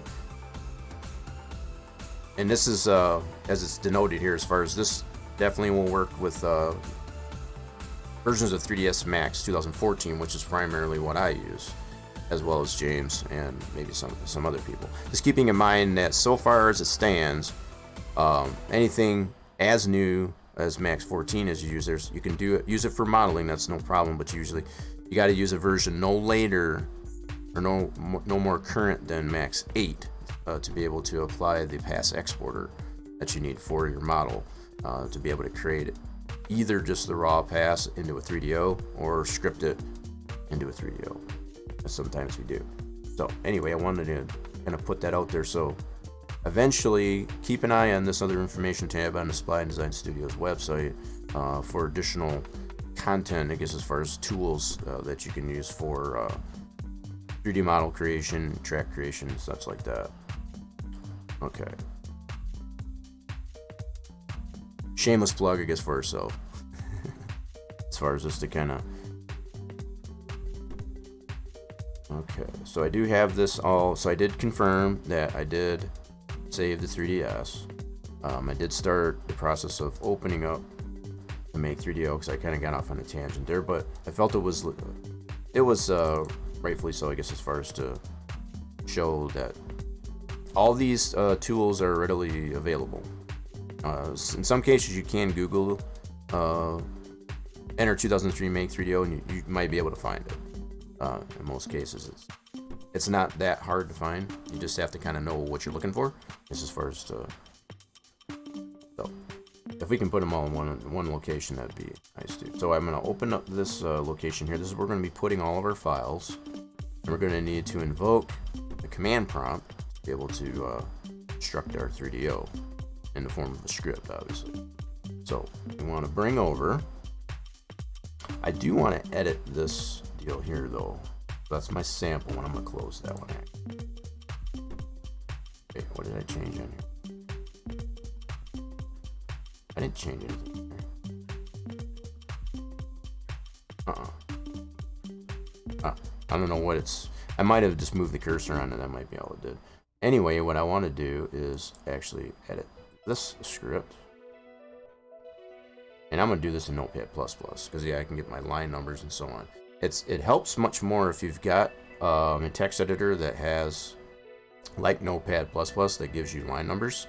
That way, if you run your script through the Make 3DO and you have an error, if it finds a problem, I guess, as far as the way your script is constructed, it'll give you some idea of which line to deal with.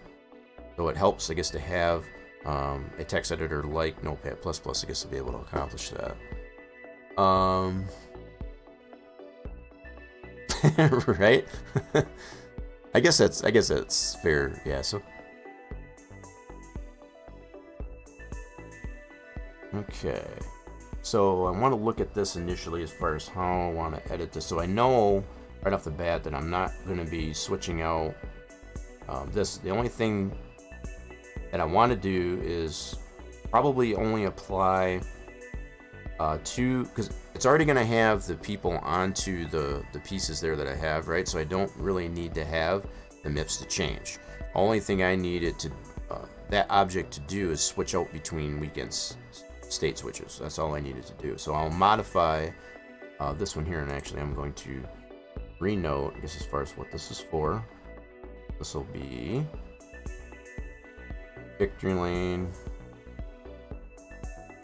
I can even abbreviate if I wanted to. So victory lane. So over. That's just, that'd be fine.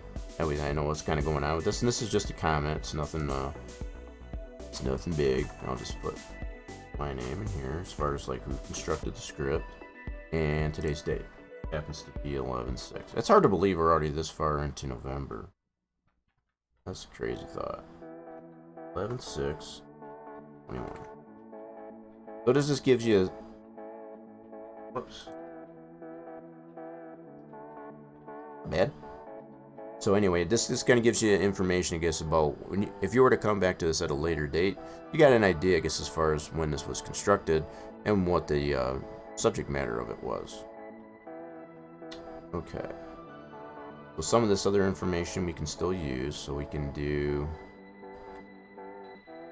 this one here. I'm gonna rename these containers. I'm gonna call this, and you don't have to. Just as long as it's consistent throughout the script. So these containers, the main thing that is the most important, I try to mention this almost every time that I go through constructing a script, are these capitalized letters. These are actual functions, right? Those are critical as far as what those are actually, how you word these. You can't just throw random stuff in there to have it trying to do something, for example. Containers can always be renamed, I guess, as far as whatever you want to include your pass. Now, the fact that we did name, we will be naming our pass.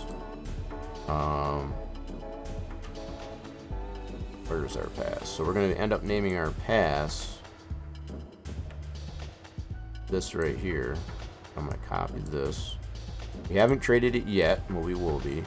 I'm just going to preemptively constructing this script here so that I know what's going to be involved with it. Okay, so this is going to be the name of our pass, and it'll be mesh group.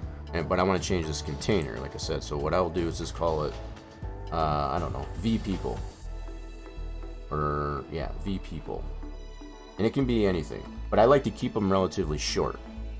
You don't need to make your containers so long. Kind of keep them relatively short. You can abbreviate. So this will be like Vic people. Notice to kind of put it simple. I could even do the same thing with the pass if I wanted to, just to kind of keep it more simplified. So we don't need to switch out, like I said, as far as the MIP textures, as far as from empty to full. All we want to do is make the model itself, which already has the people on it, populate during the race and not any of the other sessions. So a lot of these containers here we don't need.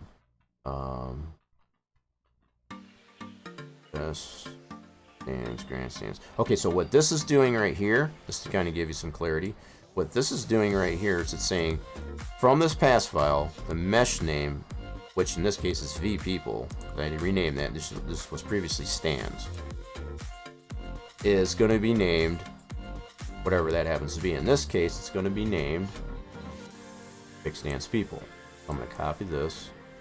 So what all that line is doing there is saying what is the name of that mesh that's in this pass file.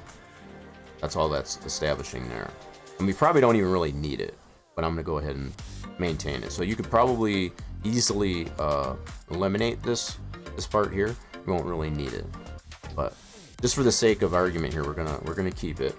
But I need to rename what this mesh is named, which is this. Okay, and I also need to include, I guess, as far as this container that it's coming from. So it's all about the flow of your script.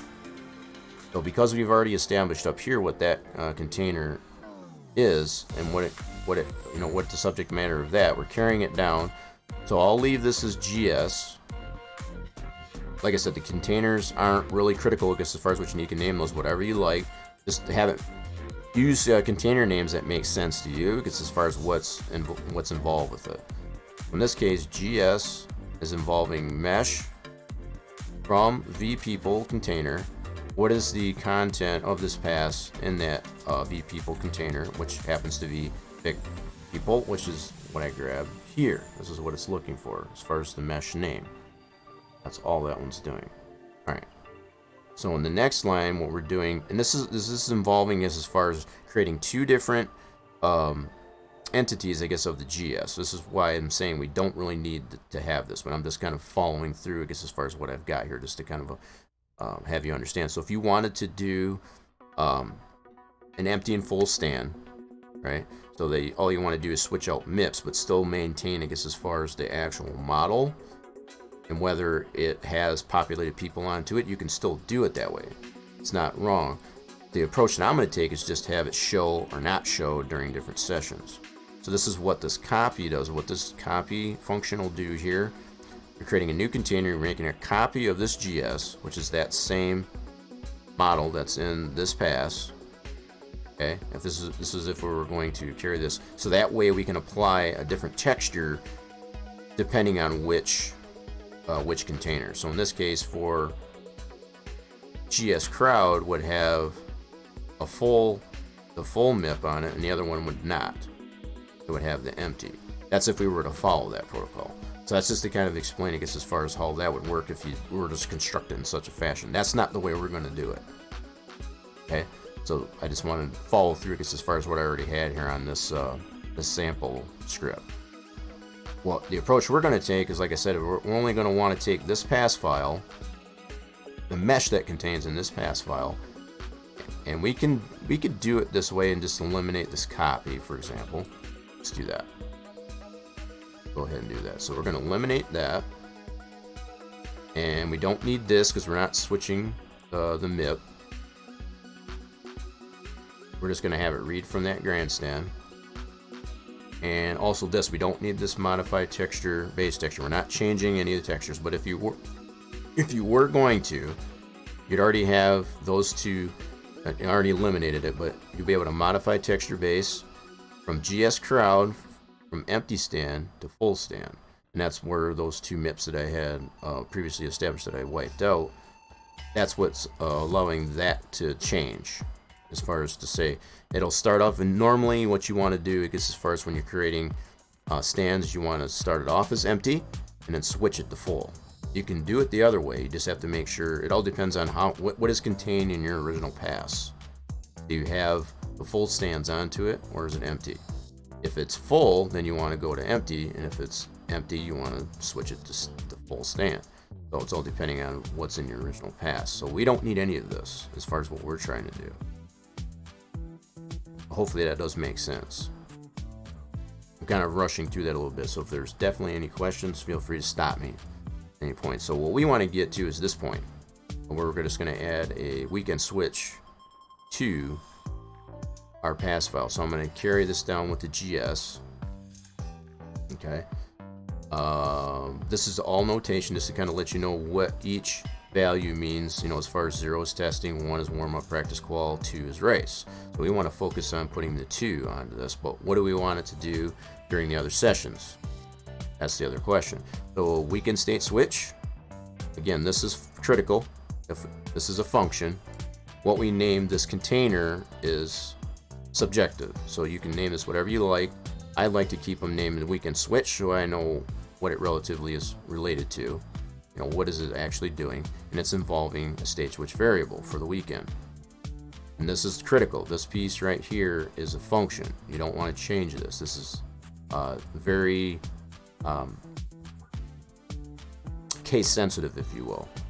So in this case, what we want to show on any of the other sessions is no object, no model whatsoever. So we're going to use stands min for that. Okay, this is where it's going to become obvious where we're not even going to need this GS. It's kind of redundant. We don't really need it because we're not copying a texture like I was previously explaining. So all we need is stands min.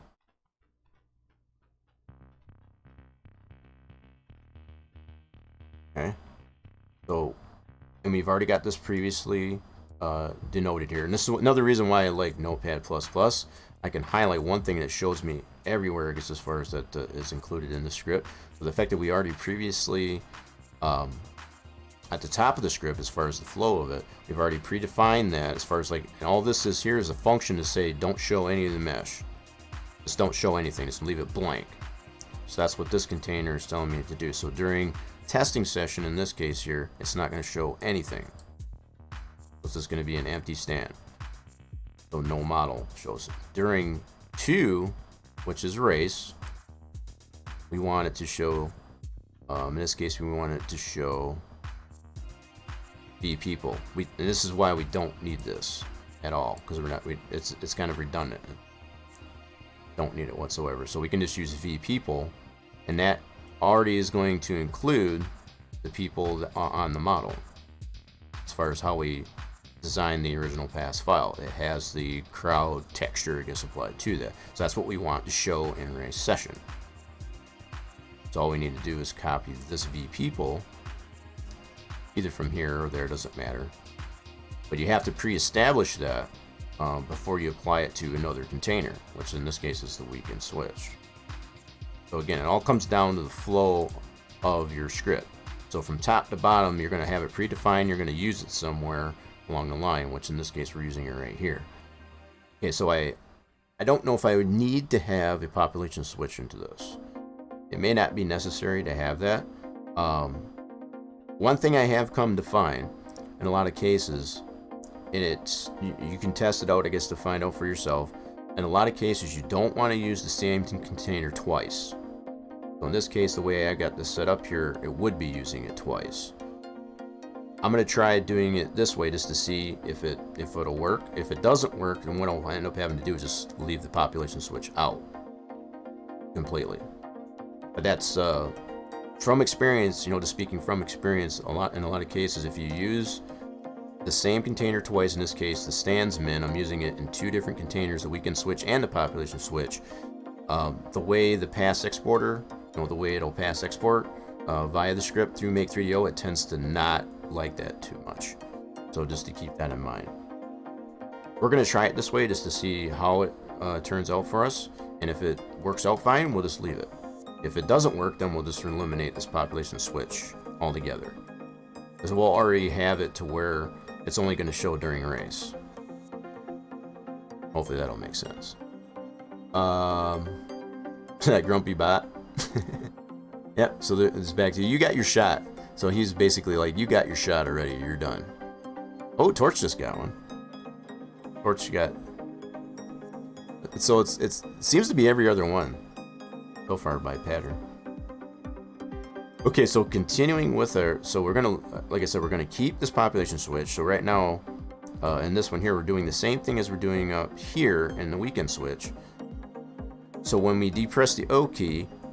for the first time, it's going to go away. If we press it again, it brings it back. And it's going to use what's going on in the weekend switch. So it's going to determining what session are we in. Are we in testing? What session are we in? If we are in race, which will populate that automatically by this, if we push the O key, that'll go away.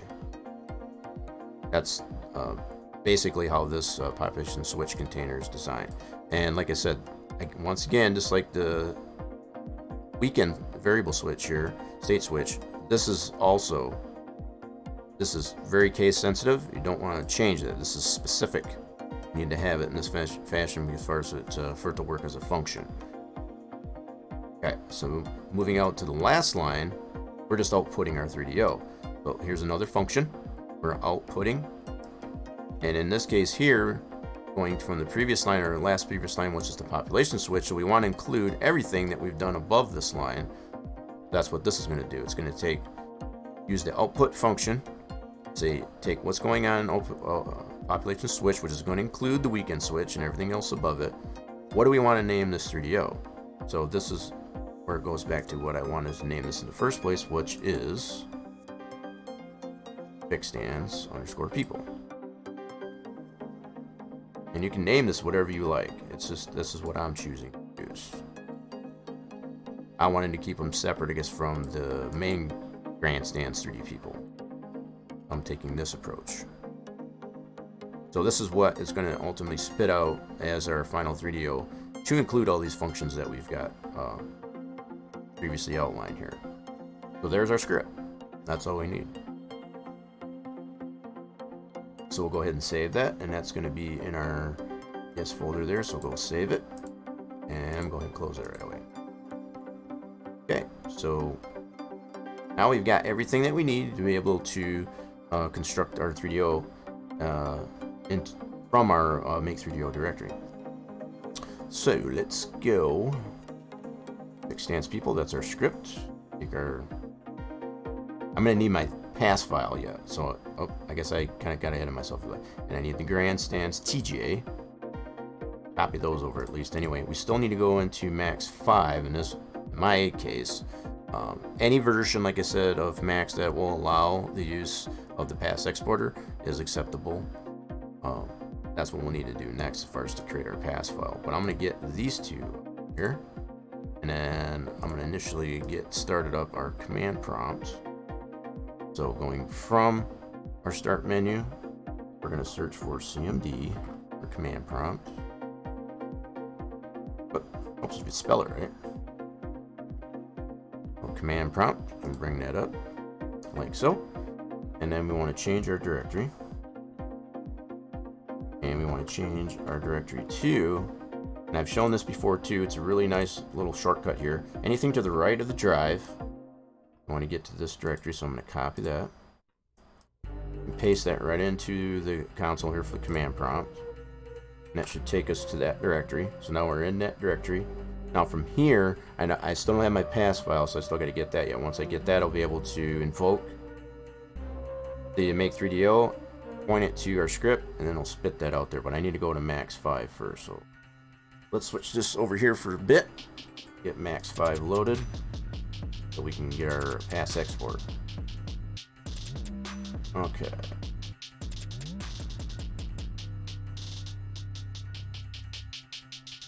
Man, I got a lot of stuff open.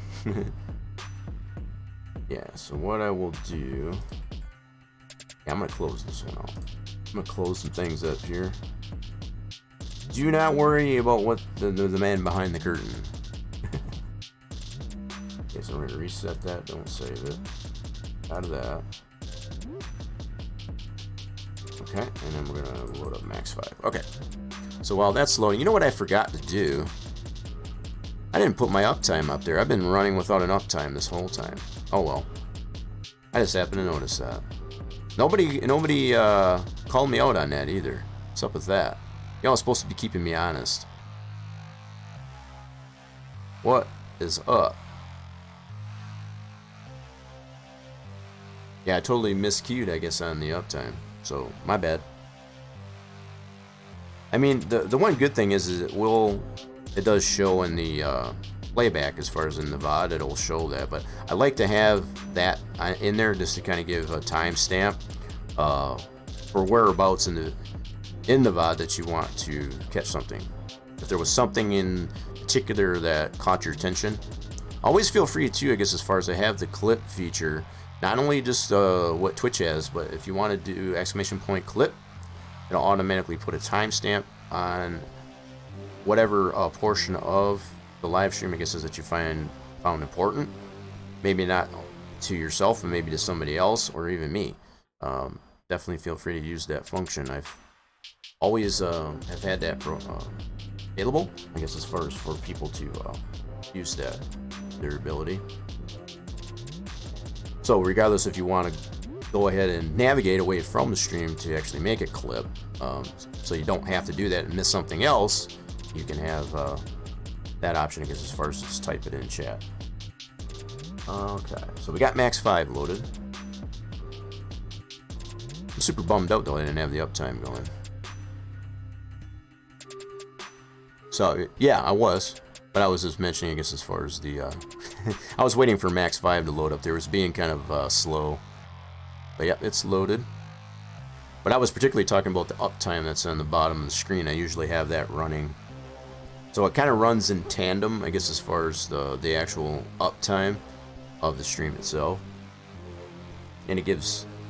I find it useful. Maybe, I don't know, maybe people don't find it useful. Maybe you can all clue me in, I guess, as far as if it don't find it useful, maybe I'll just discontinue doing it. But I know I've had to go back on VODs and be like, I knew it was around blah blah blah blah blah time, and if I can see that actually on the stream in the bottom of the screen of the VOD, then it, you know, I can kind of pair that up, I guess, as far as what the slider on the player, be like, yep, that's about where it was. It's, you know, it's usually within a second or two, in most cases. But enough of that for now. So let's go to. Got to find our 3DS that we saved. I don't know. Texas 2020. Victor Lane, and then we want that, and Big Stance People 3DS. There we go. So we want to completely do not convert. Cool. So that'll load those up, and as you can see, it's in place. It's built in place off center. So that looks good initially. So it's not going to be in the center of the world. It's going to be, so it's built in place. That should be about where it should be. So now we need to apply the texture. I do need to fix the name of this here. Just like I was mentioning before, because of the 3DS format restriction, you know, constraint, it only allows for so many characters. In this case, 8, I believe it is. So it's stepped on when I named this model. So I'm going to rename that prior to S export, like so, and then just apply the texture. Bring up our material editor.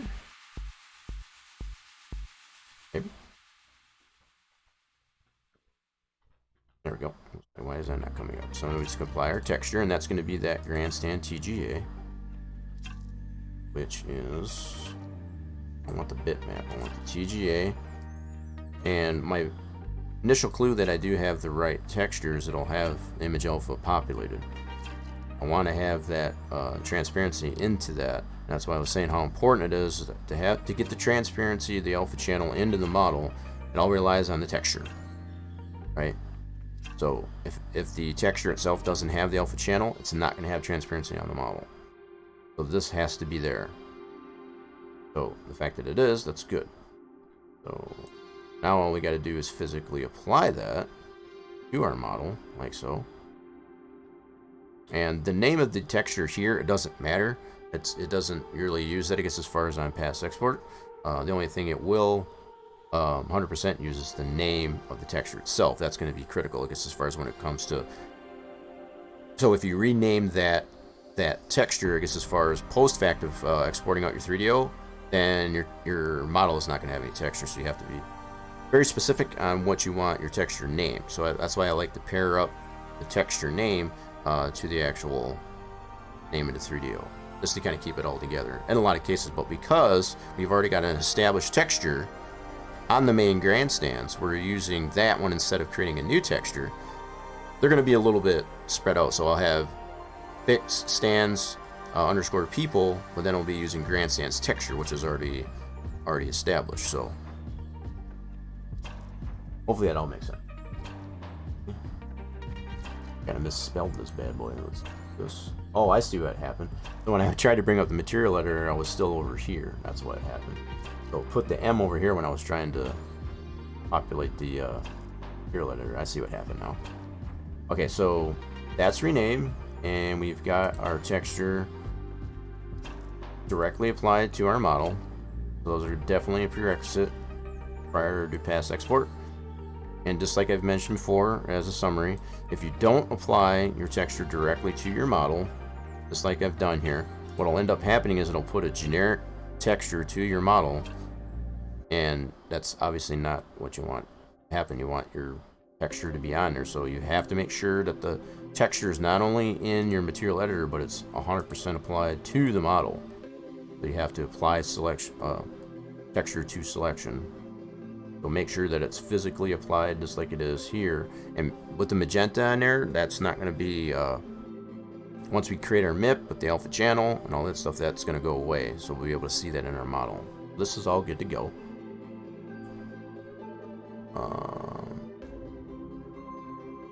Let's export this out as pass. And I want to point to our working directory here, which is victory lane 3DS, and we're going to change this to pass, and we want Vic stands, and what it should do, yep, it's already given me the options, I guess, as far as, you know, so it gives me a clue as far as what I can name this one here. So again, just keeping everything relatively consistent.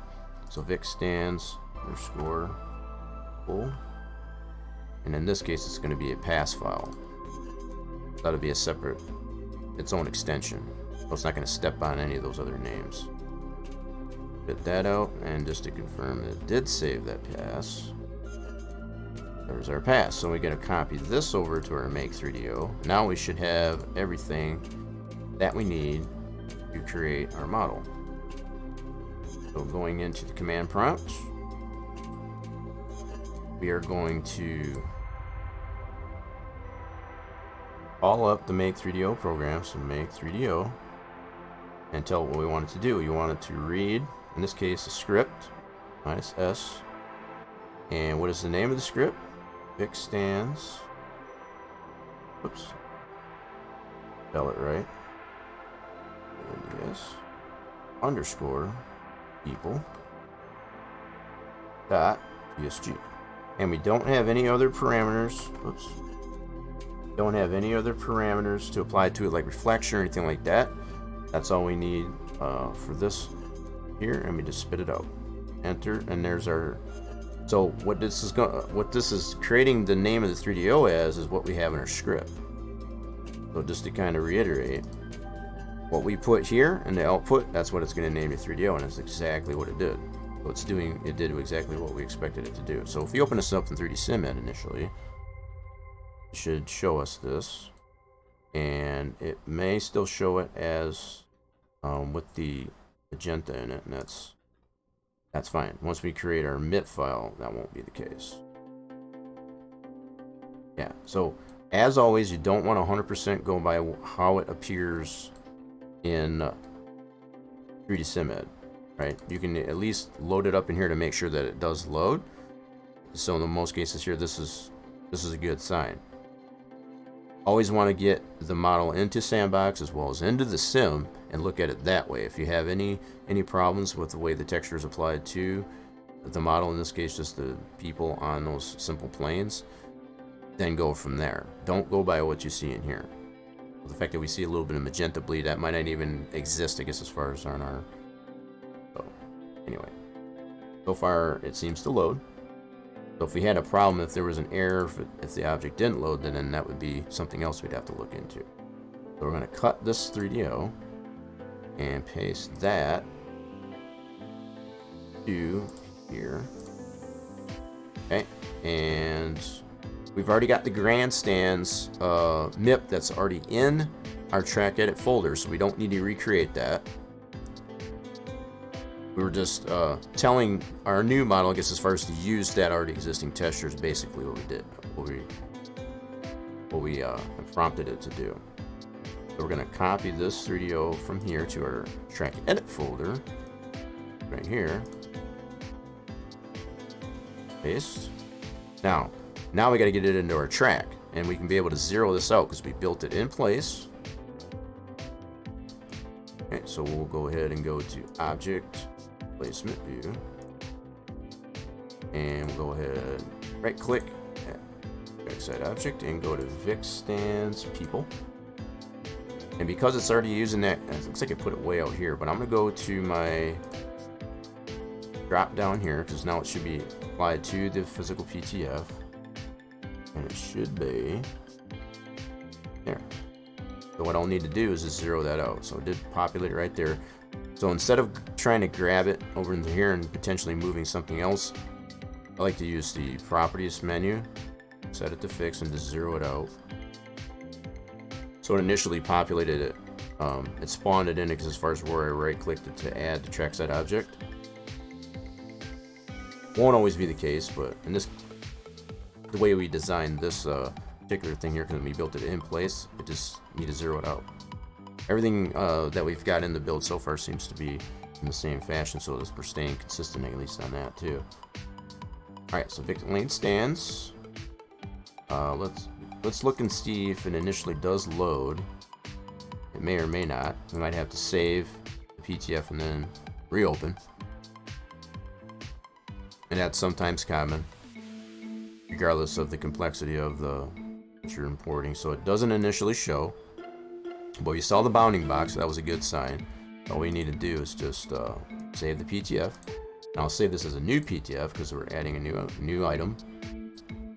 We're not saving over something that we already had. So in this case, I'll just do add Vic Stands People as a notation. Add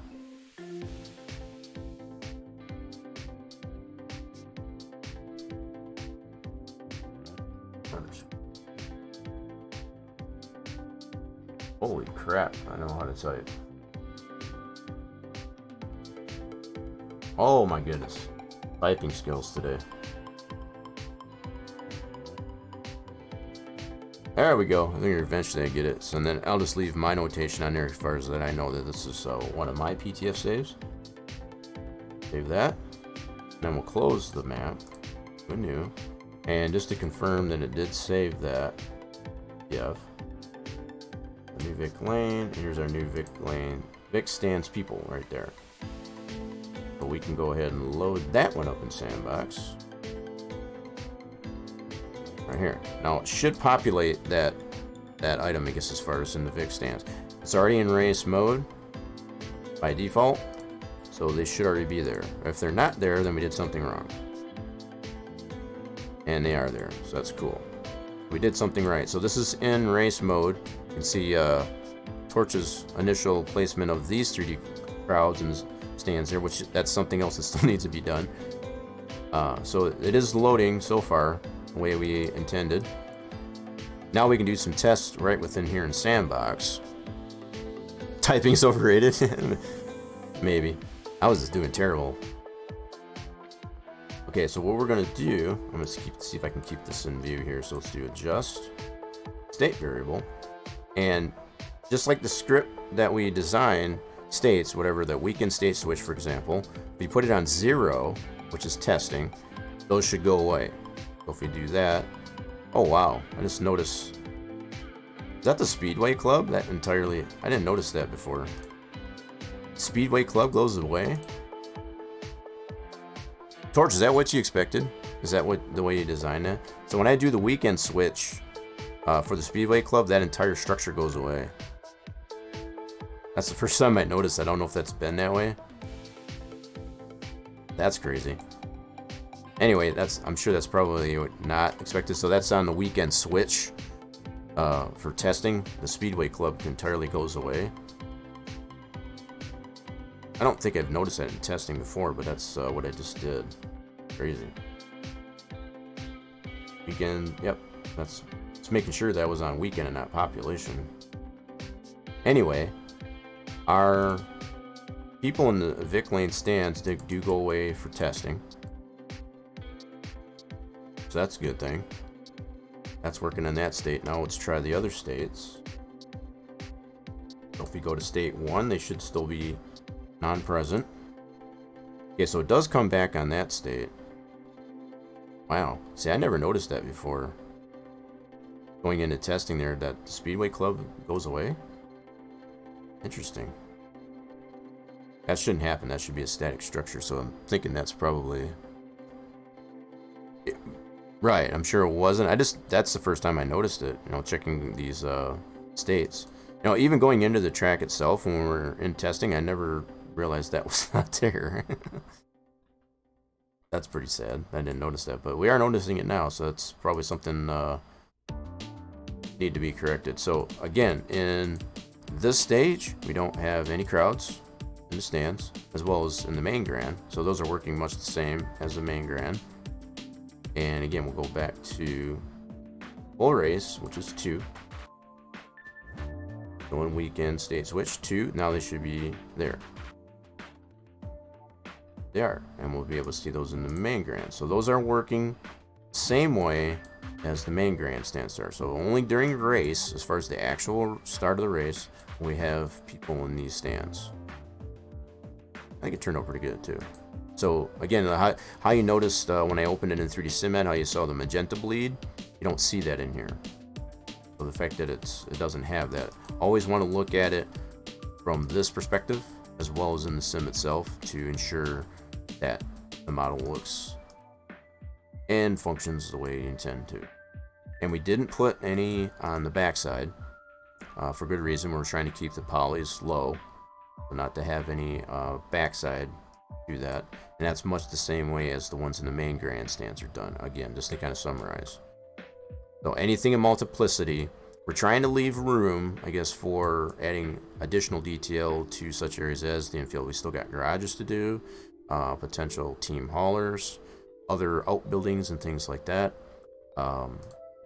So just kind of putting that all into perspective, because as far as other items that we still want to apply here and how much detail we want to be able to leave a little bit of room, a little meat on the bone, if you will, I guess, as far as to add some detail, I guess, to those items.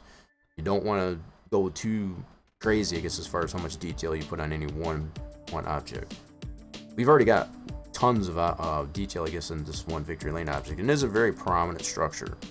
You want to have a little bit of detail to it, but I kind of feel like we're reaching the limit as to how much more detail we want to put into this.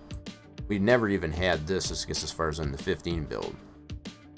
You know, just in the effort, I guess, as far as keeping everything optimized. But I think this is still looking pretty good, and I think it's, you know, it's acceptable. I think it will be acceptable enough.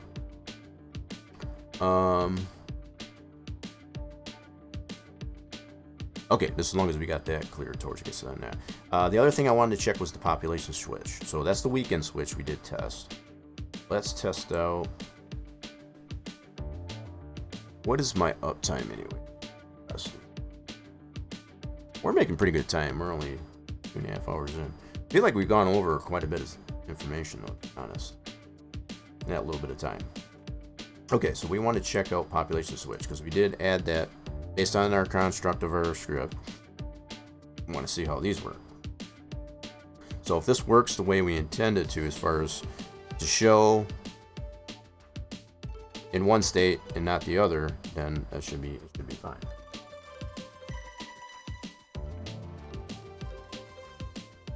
So we got it. That's going to be case sensitive as far as for population. So for 2, that's going to be on. Right? So we want to put, that should show. So they are there. Cool. Set it to 0, and then they should go away. Keeping in mind, this is still in race mode. So in race mode, if you were to depress the O key within the sim, while in race mode, this should go away. This is essentially what the way we got the script defined. That's what it should do. So if you set it to 0, and again, so you got it both in the population switch and the weekend switch as far as that the Speedway Club to go away. It only needs to be in one, not both. Yeah, so the whole thing goes away. So we don't have the stand or the people in the stands just floating there. So the whole thing goes away. It's at this point. Now, if that's acceptable, if that's the way you want it to be, because as far as when you depress the O key in the sim, then you don't need to go any further.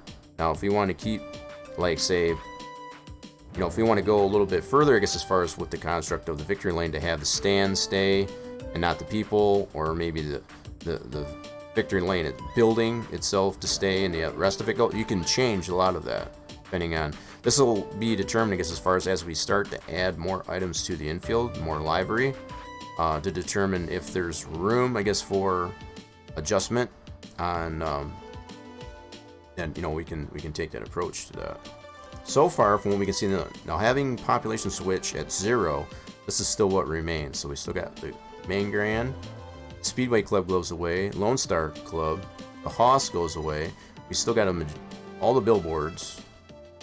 And again, a lot of these can still be adjusted, I guess, as far as determining whether or not you want to have more detail turned off, I guess, as far as bypress of the O key, which is for objects in the sim itself. There's a lot of adjustability for that, so there's no right or wrong way to go about that. It's just how much you want, how much livery around the track that you want to show in the form of objects, particularly around the track, by adding or leaving out, I guess, that population switch to it. So this is where we'll be at with when you depress the O key, I guess, to turn pretty much all the objects off. As far as that one presser, this is what still shows. So now if we put it back to 2, we'll see what comes back. So far, it's, you know, we're kind of satisfied with it, I suppose. So all this items comes back. You can see it from that view, but also this view. So we got Speedway Club comes back, Victory Lane comes back, all the aspects of that, and then everything else. Cool. I'm pretty satisfied with that so far. I think with that being said, I need to take a bit of a bio break. So feel free, I guess, to get up, stretch, refill your beverage of choice, maybe grab a snack or whatever. We're getting ready, I guess, as far as to be able to move these things over, put it in the sim, and try it out in the sim. So I'll be back in just a few. There you go. Get yourself a drink, favorite drink of choice, and yeah, don't go nowhere. We're gonna be right back.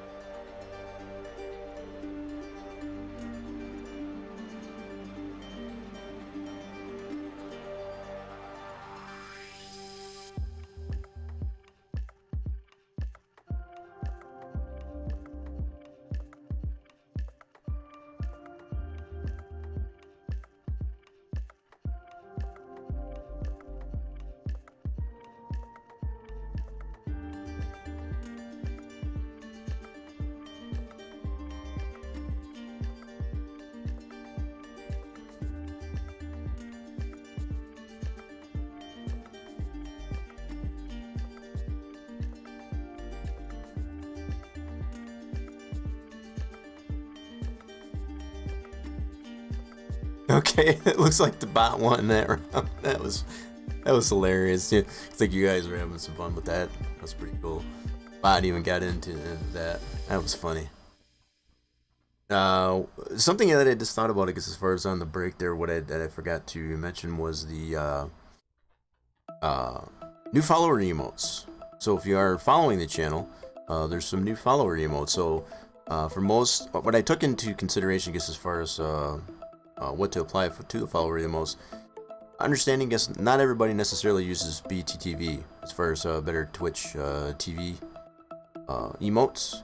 you know, as far as that plug-in or whatever. So I applied a lot of those that were in there, as far as the rock horns, the gold star, and a couple other new customized ones there. But you can feel free to use those at your leisure. You should be able to get those along with, regardless if you're a sub or not. Obviously, if you're just following the channel, that's the whole thing that Twitch has applied, I guess, as far as to several streamers on the platform. I guess as far as to open that up to have a follower emote. So those are there for your uses.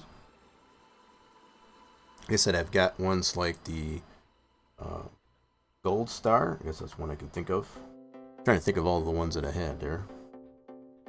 So it was, whoops, I spelled that wrong though. Should be that one.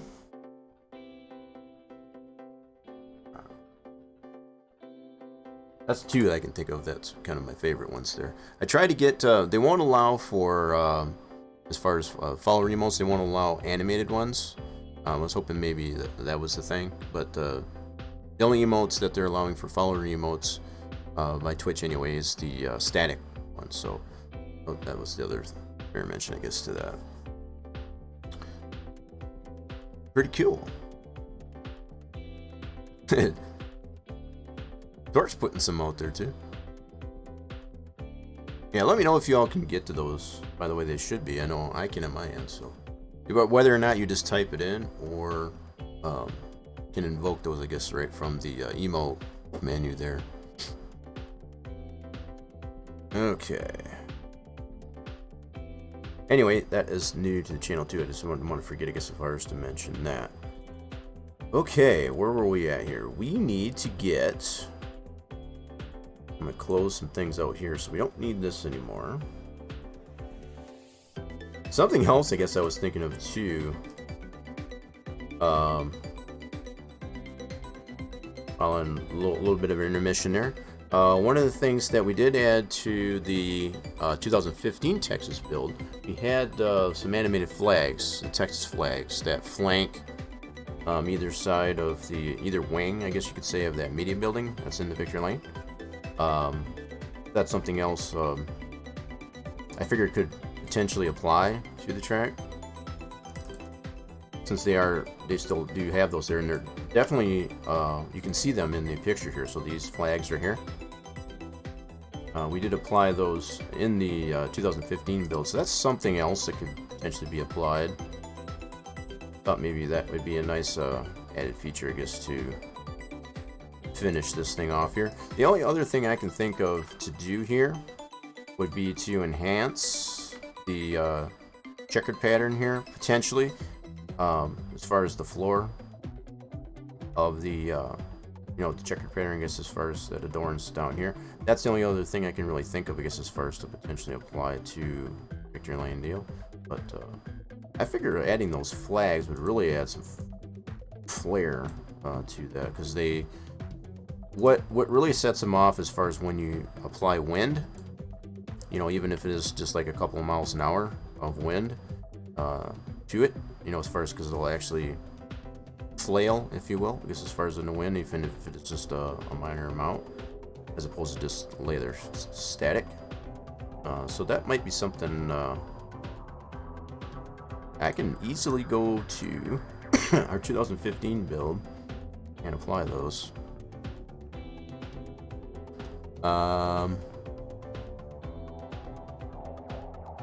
Torch changed colors, did he? Oh yeah, he did. Sure did. Torch having fun, I guess, with doing that too. Well, at least you're both separate colors.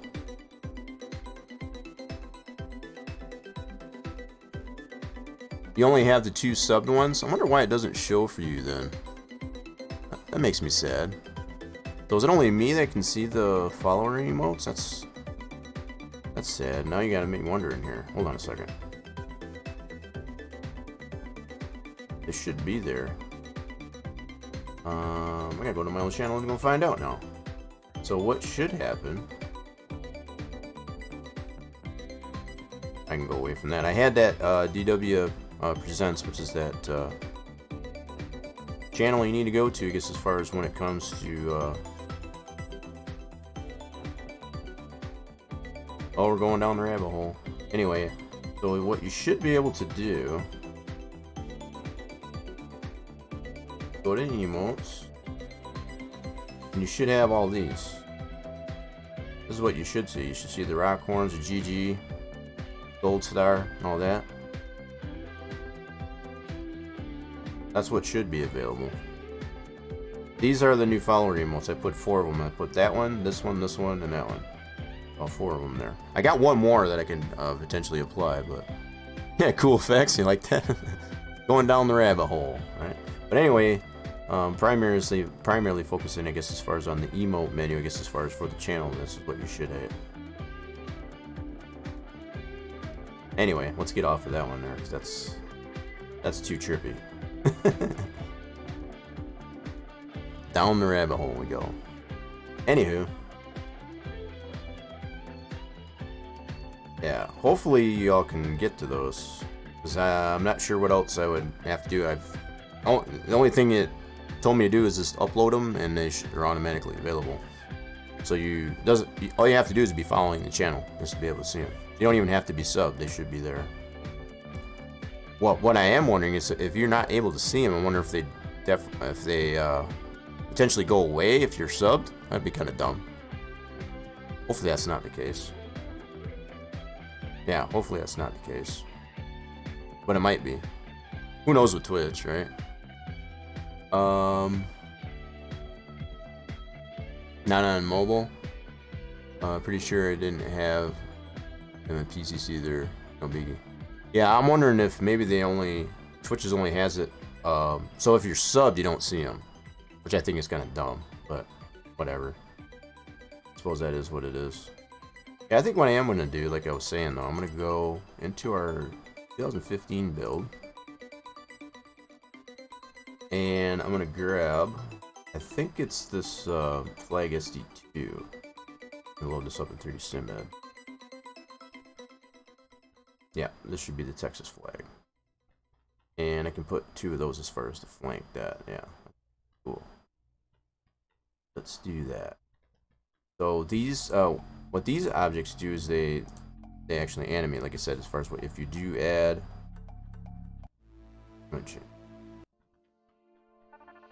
Let's change that. Let's put a little bit more funky meat.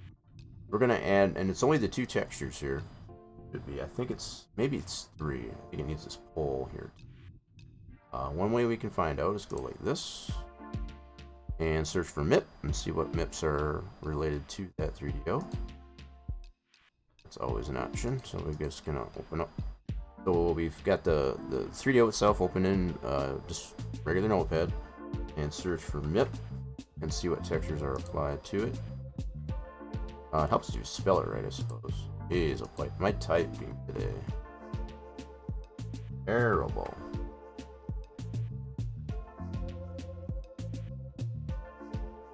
Right? I mean, that's fair too. I just thought it would be cool, I guess, as far as if subs could get to those follower emotes as well. Okay, so we got that one, and yes, we do need that SD. Yes, so that's the pole. Right.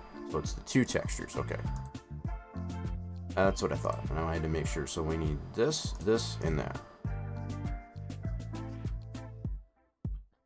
Now, for most that know, I guess, as far as the original Papyrus shared flags, for example, or even if it isn't directly in the track itself, they had several MIPs to change the frames to these items. So yeah, that's pretty crazy. So the fact on this one here, I don't remember. I think you do have to add the fast, medium, and slow to it. I don't remember, or if it's already animated. I think that's all we have to do is just put it as moving and wind direction. I think that's all we got to do with these. I think. I could be wrong. We'll find out. We'll find out, I guess, once we apply it. If nothing else, if they tend to remain static when we add a wind speed, I guess, as far as while we're in the sim, then we know that we'll have to apply, I guess, as far as the fast, medium, and slow, which is the primary animation nodes that you would have to apply to an animated flag. So, anywho, go ahead and copy this, and that. Copy that over to our Texas 2020 build. And again, I do this just from my own trials, I guess, if you will. Whether or not this will get applied in much the same fashion, that's still to be determined. But what in the heck? What is it? Where did this come from? The date on that. 10/16. I don't know where that came from. I can go bye-bye though. That looks like it was something that originated from 3D SimEd. No, take that out though. That's junk. We don't need that stuff in there. Okay, so we got that in there. So we'll go ahead and go into Object Placement View, and we'll go place those down. Oh, Torch, did you? Oh, you were able to get those. Yep, the GG and the Gold Star. What do you mean we get the older... Oh, the cooler emotes. Okay. No, so it looks like Torch just put those... Yeah, he just did them. Yeah, the Gold Star and the GGs. Yep. So Torch is seeing them. He's obviously sub, so... I'm gonna try again.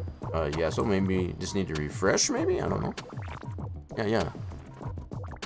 There you go. Yeah, those are the ones. Torch, you on PC or mobile? Just out of curiosity, I'm assuming you're probably on PC because you're working on the track. Okay. So Torch is on PC just for clarity and justification there. All right, let's move on to Object Placement View. Alrighty then, let's go. Actually, I just want to zoom in here. Now these will have to actually put a coordinate to. These aren't built in position. We'll have to actually put a coordinate to these to flank on that. So unlike some of the other items, and this is why I say whether this is to be, you know, applied actually to the track, the final track, that's still yet to be determined. But most everything else that we have in the build are all 0 oriented, so this one will not be because of the way we built it for the 15 build. So alright, so that'll be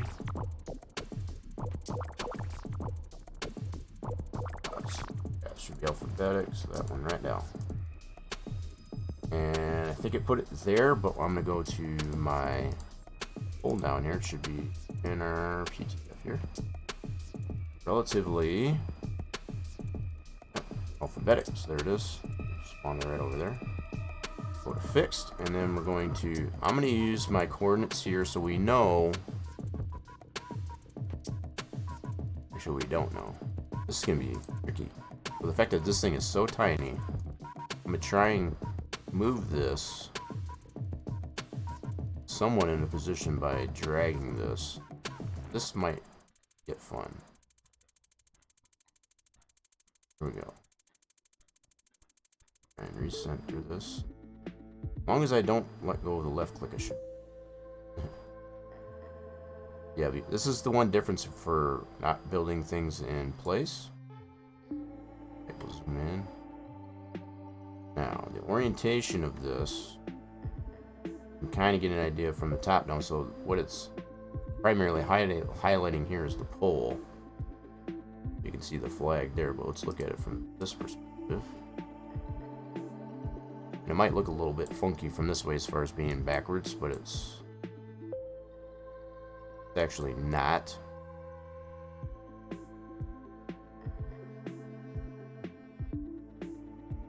One side. That's what it was. That's the one thing I do remember with this thing too. It was backwards on one side. So again, it comes down to whether or not this will actually get applied. I just kind of wanted to put it in here just to kind of see, you know, give it, you know, some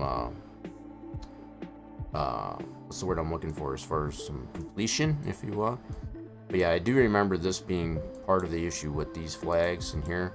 The texture on the one side is flipped, so the star and that should be on, against the pole. So it's the wrong direction on this. So this is the way it should be on both sides. So that would have to be corrected. This model will have to be created, I guess, as far as with the different animation nodes. And there's a couple different ways you can do that. You can either do the keyframes, as far as in Max itself, or you could create several pass files that have the flag in different locations, based on wind movement, if you will. It's a little bit of a task, just as far as to do it that way, but it is possible. Definitely possible. Anywho, so we're going to put this initially in place. So I think from here, now that I can see it in camera view here, I'm going to go into properties, and then we'll adjust this way. So X would be this direction, and Y would be this direction. So we're at 152, so we need to go smaller on the Y. Cool. Yep, so it's moving more toward the infield, so 150. Oh. We probably want to go 140. So instead of grabbing it from the sandbox view here and try and put it in position, which I can still do, I'm just trying to do it manually. So where these flags are, let's check. They tend to be at these bar point on the back side of the media building, on that corner. If you can put them in the same spot. And we'll try and do this from the sandbox view. So primarily on this corner, look at the, yeah. You'll see how you've got the platforms here, which would be, oops, that would be this area right here, and then you've got this part, that's where the flags are. Flags would be like right here. I might need to raise this up. Yep. Two. Let's go up on the Z. I don't know how far I need to go on the Z, but let's try 2, 5. That's probably pretty good. But they kind of only just barely poke up rooftop there, like so. And again, I realized that is backwards, I guess, as far as on it. That was one of the things that took into account, I guess, as far as from the 15 build. This is the way it should look, as far as the way the Texas flags go. That gives us some initial idea, I guess, as far as where those flags would be. Put another one on this corner. Now, I'm not 100% sure now, are they on these corners or... Look at that. Yeah, I think it's on the other corner. Never mind. I goof. I think they actually need to go on these corners.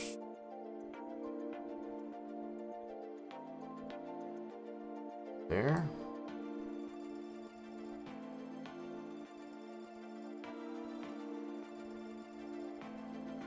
Yeah, I think that's where they gotta go. Now that I look at the picture again, they need to go at this corner.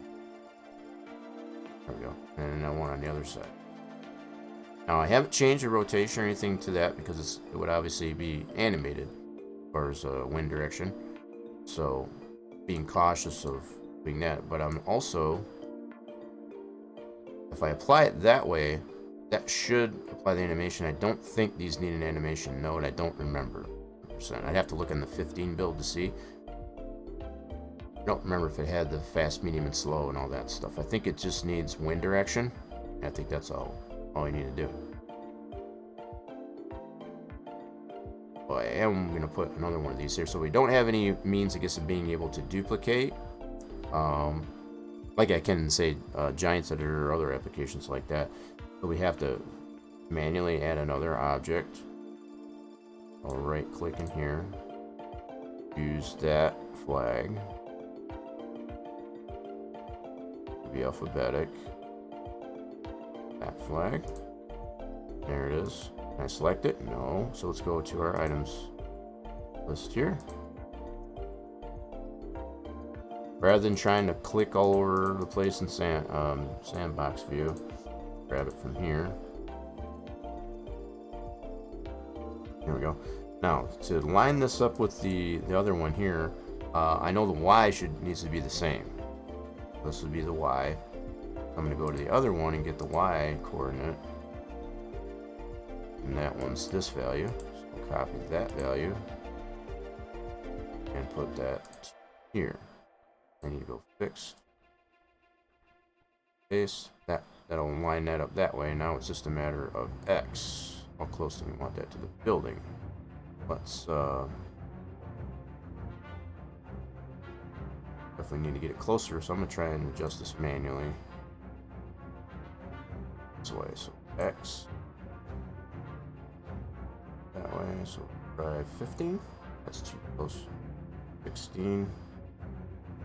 That doesn't look too bad. Let's see how it looks in the camera view. And we also need to bring it up on the Z, which was 5. Remember, right? Okay. Cool. So let's bring that up 5. So that matches the other side. So both of those are set to a height of 5. That one's at 5. And that one's at 5. We got same distance this way. The only difference is on the X, because obviously this is going to be a different X on this side than that side. But it lines up this way as well as height-wise. Right, cool. There's our flags. And then same thing with this one. All I should have to do is apply wind direction. I think. I might have to look at the 15 build to see if there are no. I almost want to say there might be.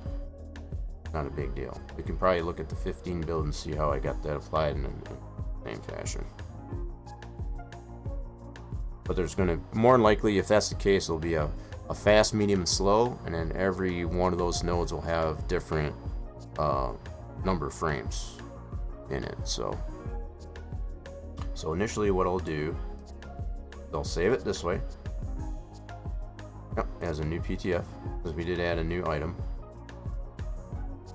Okay, so we'll do back to geometry view and save this. Add. Then we're going to do add. Let's do Vic Lane flags.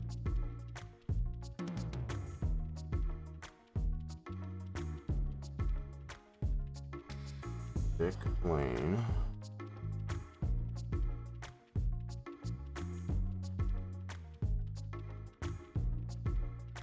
There we go. And we'll save it that way. Cool. Now we already got them populated and all that stuff initially, so we don't need to really close it and reopen it.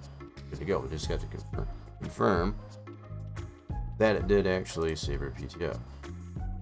So in this case it did. So here's our new PTF. Cool beans. Alright, yeah, so probably still be here once you get back. Let's now from here, what I want to do is open up the 15 build and look and see what it's got for animation nodes, see if it has those fast, medium, and slow. New. Add build. Here.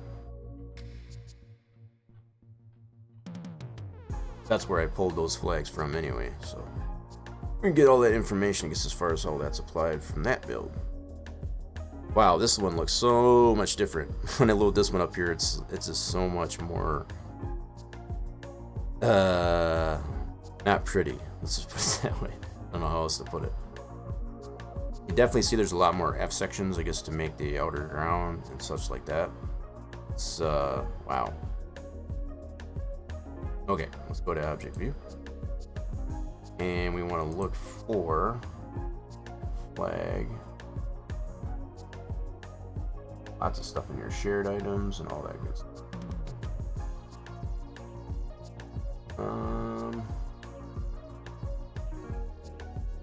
Oh, here we go. So we got a couple of them, I think, on the big hoss.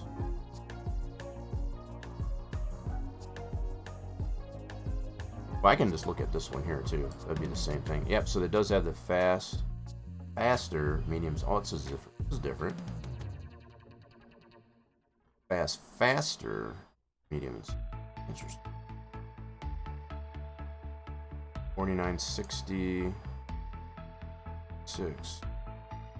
99.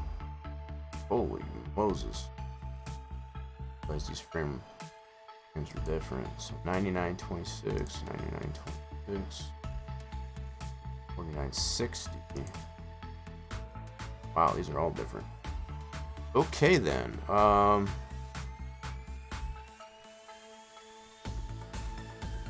Well, I know one thing I can do. I can do some snippets here. So on that node, I want these to work, so I'm gonna have to do. But you do have to apply wind direction as well. I did have half of it right, but I do have to add these animation nodes at these different frames. It's the only difference. All right, so what I'm gonna do is I'm gonna take some snippets here.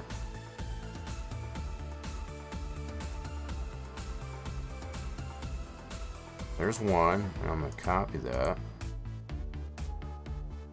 and paste that into Paint Program. That's for that node, that animation node.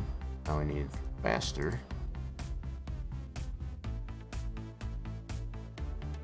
Okay, take a snippet of that.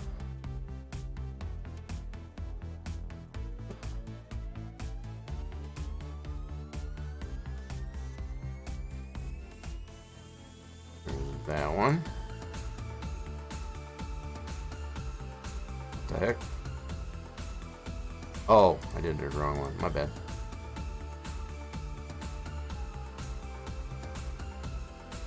Okay, so new image. Okay, so that one's for faster. This is a handy little tool, I guess, as far as use a snipping tool. If you need to get, you got several nodes like this, and you need to get information to go back and forth all the time. Just take a snippet of it, so that way you have it readily available, and you can just call it up that way. So we're gonna go to the next node, which is medium. Snippet that.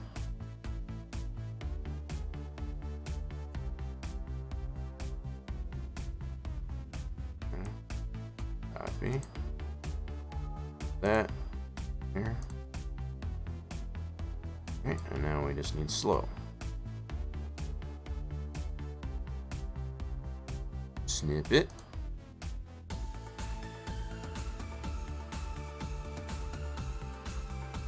Copy. Whoops, my bad. Okay. And paste it there. Now what we'll be able to do is take all these values and apply it to our flags in our 2020 build.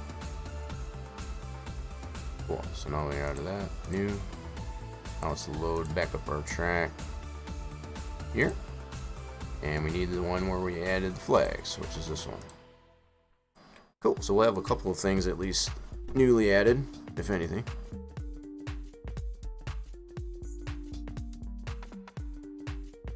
And if anything else, the flags will just be a placeholder, if nothing else. Okay, so we're still in object view. Wait and just make sure that the track was completely loaded. Okay, now we'll just apply those nodes. Okay, and what's nice is I don't need to keep it in this view. As long as I keep this highlighted, the sandbox view, all I need to do is have this, and I can go into my sandbox view and bring this box, so as long as that's highlighted, I can keep it all just open right here. I don't even need to be looking at sandbox at all. Look all through here. So we gotta add a node that's called fast. Add, and then the parameters to that are 49, 6 frames. Okay. And we need to add faster. That's a new one. That's kind of a more of a custom one. Usually it's just fast, medium, slow. As far as the original Papyrus flags. Faster, and that one's 49 frames.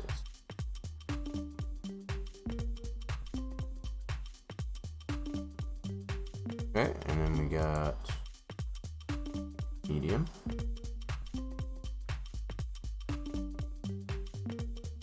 I'm gonna have to do this to both. Orange as well.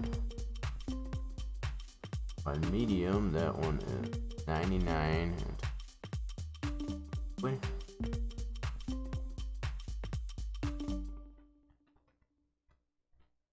last one, oh.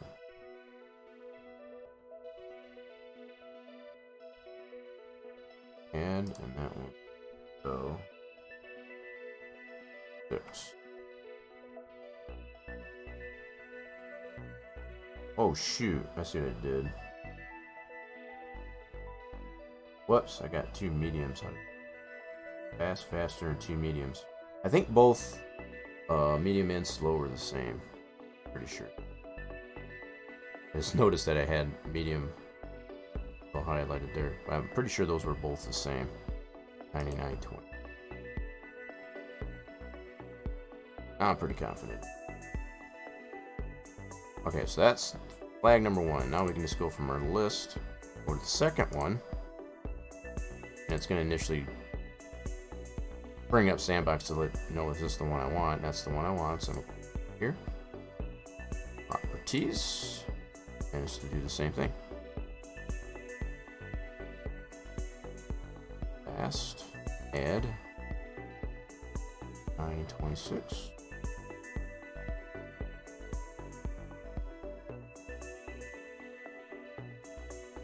Faster.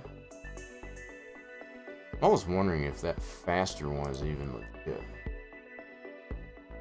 If it was physically applied to the model upon export, then yeah, I can see that being the case. But I almost wonder if that's kind of just there, be there. Not sure. I would almost probably would like to recreate those flags anyway because of the fact that the one side is flipped the wrong way. Kind of what I'm half tempted to do. At some point. May not be today, but that may be something to take into consideration. Because obviously those flags are there. Might be a good one to go over maybe next week. Keep that in mind. There's a little bit involved with it. It would work much the same way as, say, a video screen. You know, as far as the applying each individual frame. As far as the only difference would be is you'd have separate planes, for example, and you would save those different pass pieces, I guess, as far as in a different orientation from one to the next to give it that animation. That's just to kind of put it in a nutshell. PM 99.26. But it could be done. I think the hardest part would be getting the conformity of each frame to make it look like it's organic as far as like it's waving. That would probably be the only hardest part.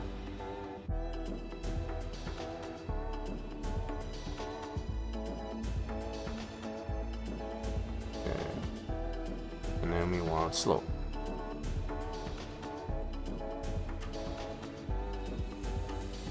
Man, I'm telling you, my typing today. If I could type one word straight, it'd be phenomenal. And this one would be 99.26.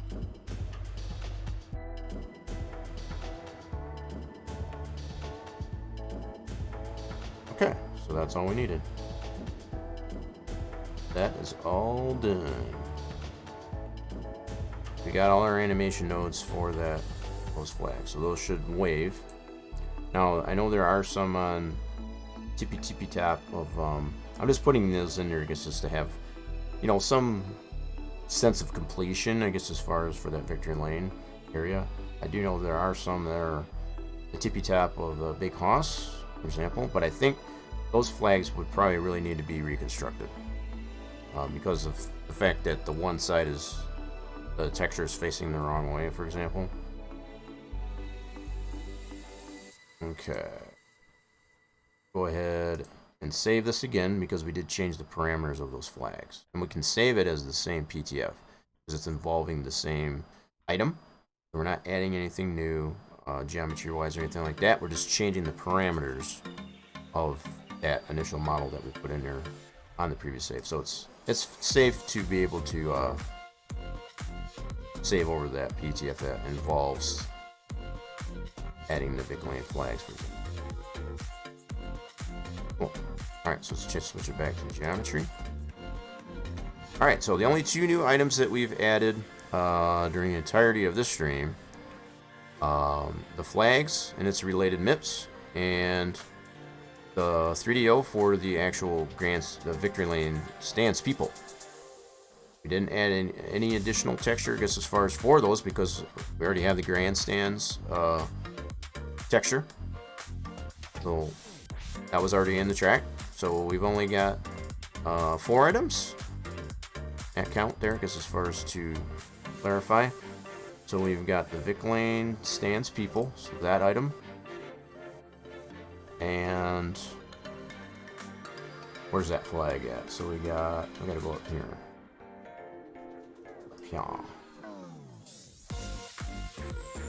Yep, so we got that, this, and this. So we only got 4 items to add to our track. To include, I guess, in addition, I guess, to the PTF, of course. But as far as items that have been added during the start of the stream here, that's all we have. So we need to get those over to our game track directory. So let's get that done. I always like to try and test these things out in the sim. It's always a good time. So let's see if I can switch this over. You know what? And I didn't even turn. Not like it really mattered, but I didn't have the keyboard and mouse. Man, I'm just missing everything today. I didn't have my keyboard mouse overlay on or the uptime. Sad times. I've had a lot on my mind, I'll be perfectly honest. There's been a lot of things going on, I guess, as far as like so I guess that's fair. Alright, let's turn this on.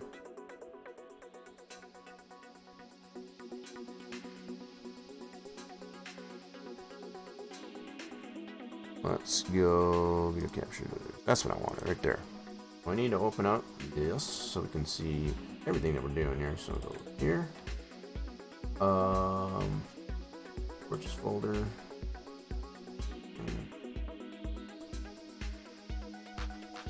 This build, so we need to get we got it on the other monitor. Need the flag.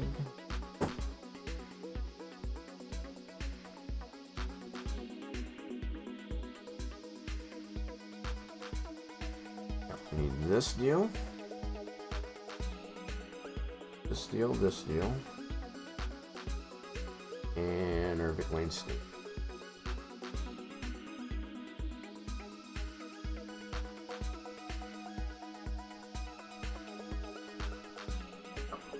Right there. All those items, so copy those over.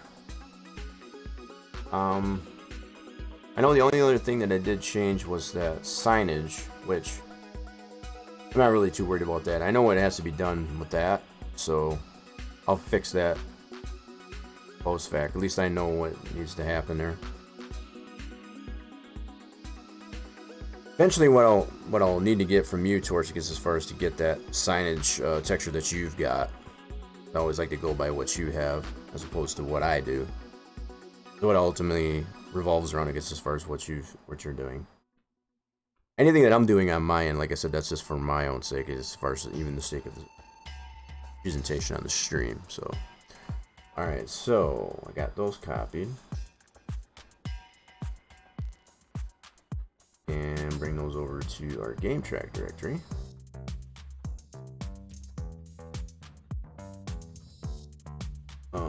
Read them here.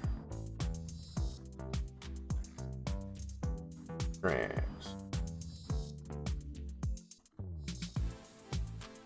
Okay, and then our 6. This is our game track directory.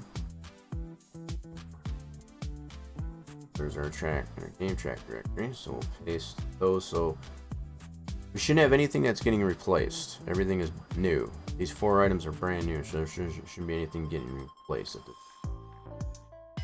all brand new. So I didn't have that dialogue come up there. That's what I wanted. I expected to see. The only other thing I need to add is the PTF. That. Go to our track edit directory and grab the PTF.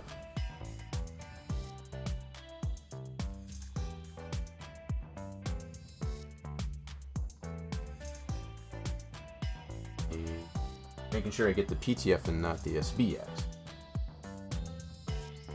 SBX ain't gonna do us any good, so we gotta go copy that. Our game tracker. Now, as always, I like to just back up previous PTF. I probably still got a backup in here before. I guess you don't. So we're gonna back up this PTF that we already have in here.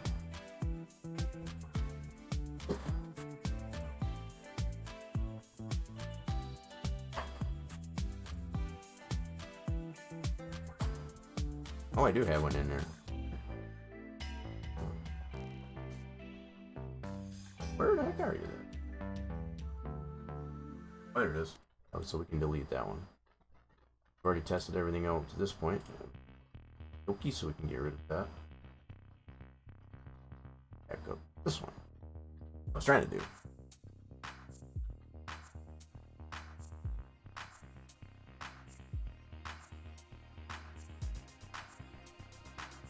Alrighty then. Now we need to rename that PTF that we brought in. It has all of our current changes. And I'm going to copy the name of the track folder. Sure we get it named properly. That name.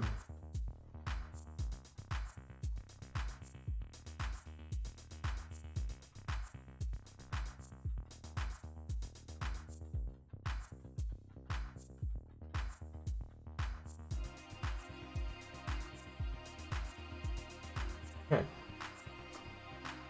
So in theory that should work. So we got all our new items to include our PTF, our new save, the PTF. Didn't do any geometry change or anything like that, as I mentioned, so nothing really drastic. But it is required, I guess, as far as we want all these latest and current changes to take effect. That is all done, so we'll go ahead and try and load this up now. Let's bring up our profiler. I don't have the wheel currently in front of me, but it's like, at least we can see that it will load. And just kind of go from there.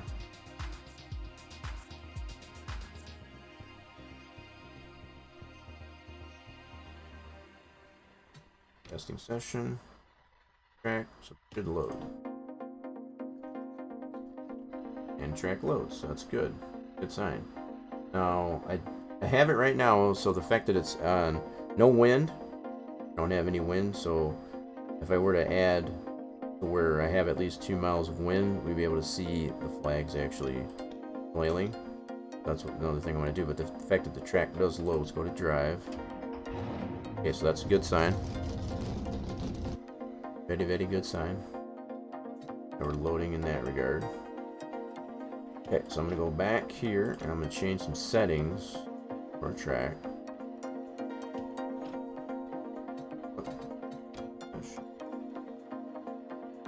Options. So what we want to do is go to realistic.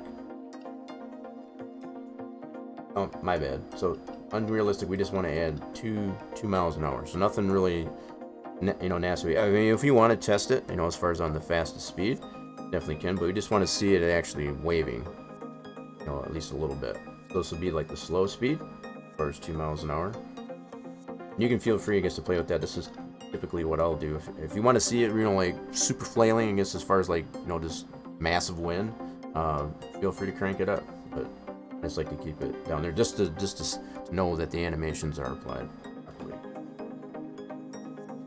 Okay, so now we'll go that way. And yep, you can see him just barely. You can see him flipping around there. Moving around. You go to this view, so you can see them moving. So that seems to work. They're both moving.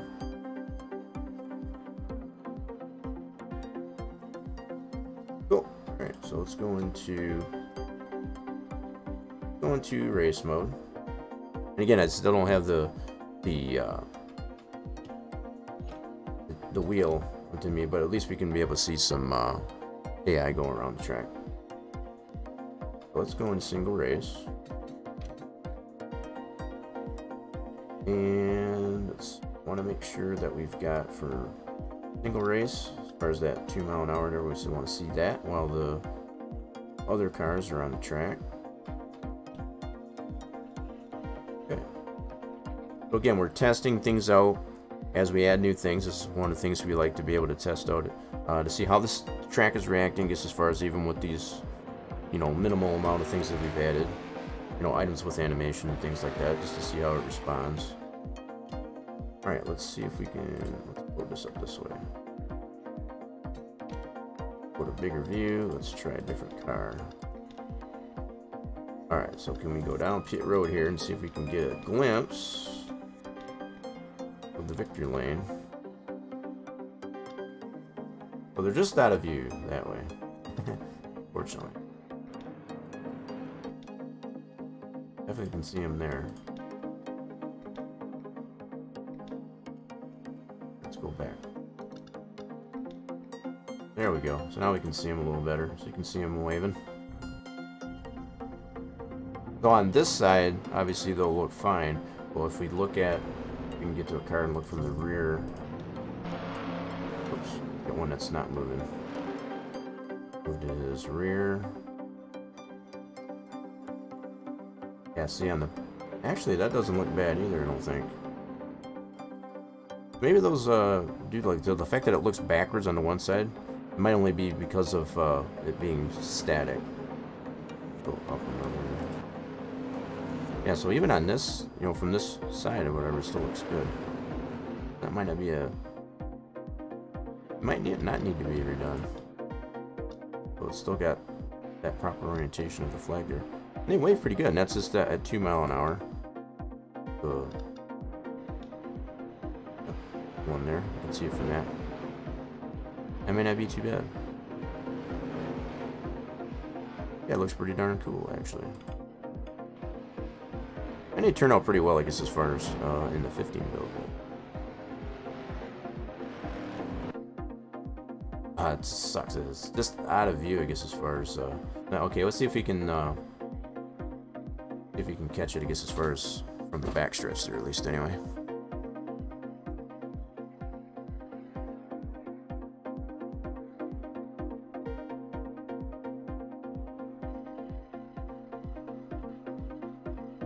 And again, it all comes down to, I guess, as far as even once you do get in sandbox, like I was seeing it was seemed like the texture was flipped backwards.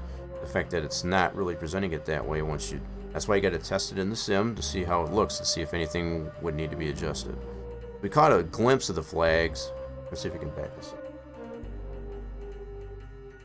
Just a glimpse of the flags here. Wind it back here a little bit. It's like just the very tippy tops.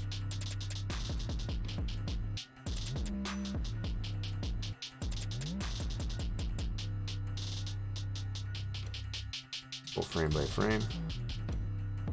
So right there, you can just barely see them in the view there.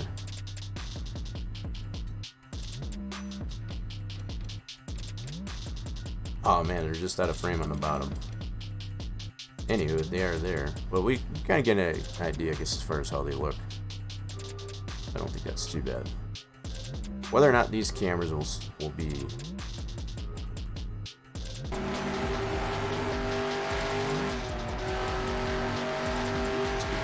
followed. Brian Vickers around here. I still feel like, yeah, there's probably still definitely some adjustment. I'm gonna turn this off and get the sounds that are in the sim. Yeah, let's turn that off for a second so we can get the sound in here. I'm gonna take a ride with Brian Vickers in the 25 car. Turn this off too. You can see the flag flying there. I guess one of the victory lights. That's pretty. And we don't have anything to stands. Yeah, so the only takeaway, I guess, that I noticed, Torch, that I mentioned earlier, I guess, as far as the Speedway Club, needs to have the weekend state switch for on testing to make sure it doesn't, that part of the part doesn't go away in that session. I can double check that in here too, just to confirm. But from what I saw on Sandbox, that was definitely. I just can't believe I never noticed that before, just as far as going into testing mode. I'm gonna do that here in just a second. And they go really slow on that end. Okay. Yeah, enough of that for good. I'm gonna go back to testing here real quick. I think we've seen enough of that. I think it's pretty cool. So far, we're looking pretty good. I was watching the frame rates and that too, just to kind of perspective. So let's go into testing mode. Again, we're done. What I wanted to is let's go to drive, and yep, that's definitely gone. So the Speedway Club is not there in testing. I never noticed that before. That's crazy.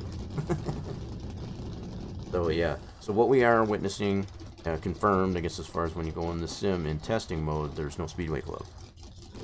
And it's not like they tear that down, I guess, as far as every race. So that's definitely a static structure. So that's pretty much all I've got to show on that then. Hope everybody's satisfied with that. I just don't have the wheel, I guess, as far as in my direct vicinity here, but I figure at least to be able to load that up to be able to see what we just there. I thought that. What I will do is go back to race mode. I'll go ahead and retire, but we can at least see how that functions. You know, everything that we've seen in Sandbox that we've already tested is actually working. Just to confirm.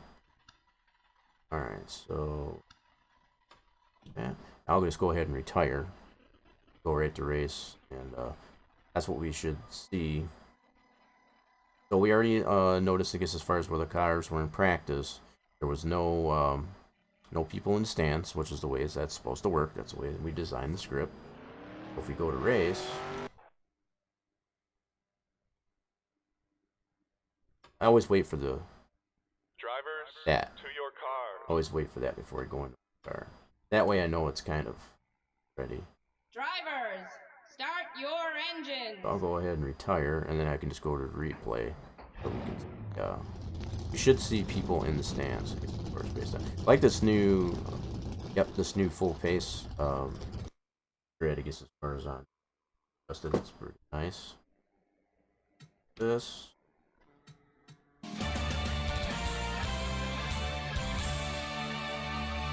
Oh, finally got a slot. So that's pretty cool. Very good. Very nice. GG's. Got the GG's follow remote. I know you like that, so I got that one too. So we got the stands also. People in the stands there should have the same. Oh, in victory lane. So are we far enough?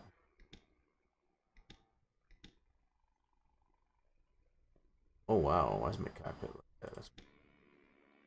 Can I get a... Yeah, there we go. We do have in the stands. That's all I want to see. You can see the people in the stands. We're close enough. Let's go over to... You can definitely see the people in the stands.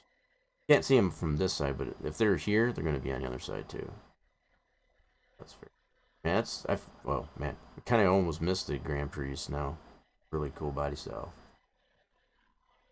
Yeah, so we've confirmed, I guess, as far as everything is functioning the way it should in the sim, much the way we've tested it in Sandbox. So, also to include that one thing, and I'll just kind of keep reiterating it, that Speedway Club needs to be tested, I guess, on that. So just putting a bug in the ear, because about that, it definitely needs to be fixing for testing mode. Very easily fixable. Population mode, if you want to keep that on that'd probably be fine, but we definitely don't need it. Weekend mode. Okay, so yeah. I don't know about you, but I think I'm good. I know it's probably not a whole lot, I guess, as far as to go over this, but I think if that all works out in Torch's end, we should have lots more to show, I guess, as far as if all goes well. But hopefully, everybody will tune in, I guess, as far as to catch all that. Also want to remind people, definitely don't forget about tomorrow if you have the time to be able to do so. Tune in to that DW Presents on Twitch. So DW Presents, all one word, on Twitch. In fact, let me see if I can put a second here. I'm going to put a link out there, just as far as for anybody that might be still hanging around. I forgot I still got it on my channel. Yeah, they went offline there. So they must... I was watching them for most of the day, too, so...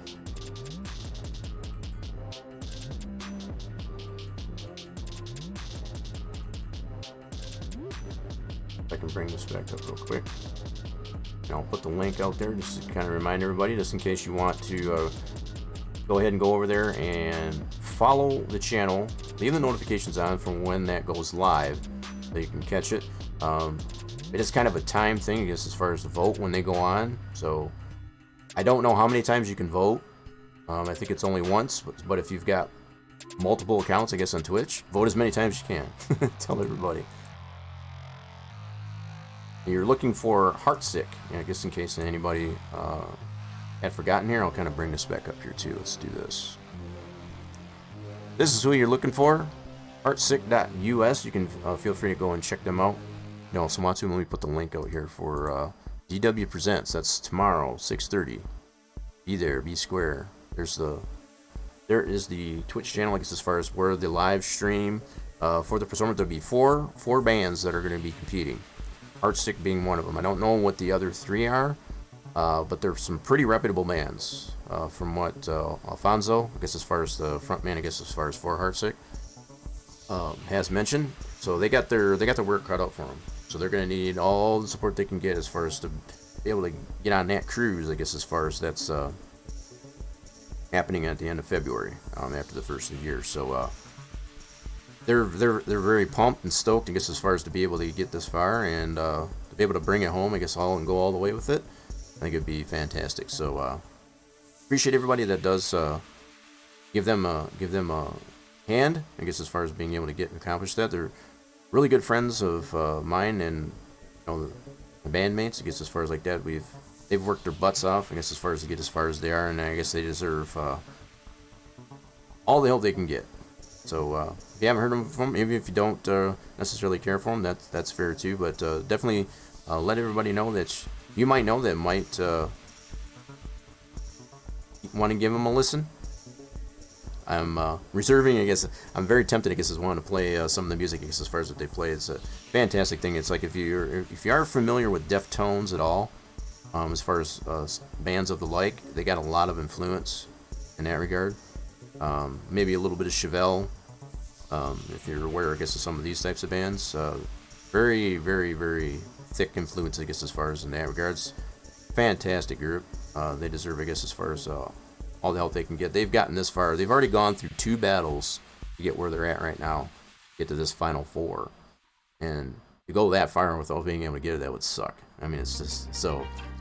They've been promoting the hell out of it on all the social medias, on their own social medias, I guess, as far as the Twitter, Facebook, YouTube, as many as the places. They're on Spotify, so if you want to listen to some of their pieces, feel free to do that.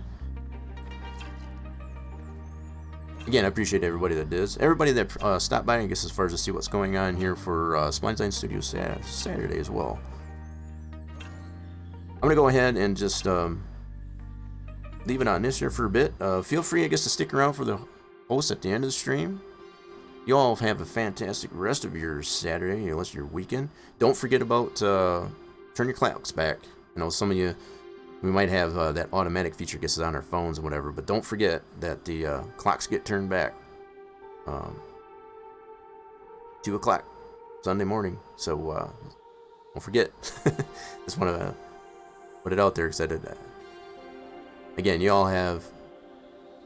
We'll see you again soon. You all have a fantastic rest of your weekend. We'll be streaming, should be for Tuesday, on Truckin' Tuesday, for streaming week. It's going to be Warrior Week. That's probably another thing I don't want to forget to mention, too. So, Tuesday, for Truckin' Tuesday, is going to kick off our streaming week as far as for participating in Warrior Week. it starts on November 8th next week all the way to the 14th, and I've got the campaign still up there. If you do want to contribute to that, you can click on the Wounded Warrior Project decal that's below the stream.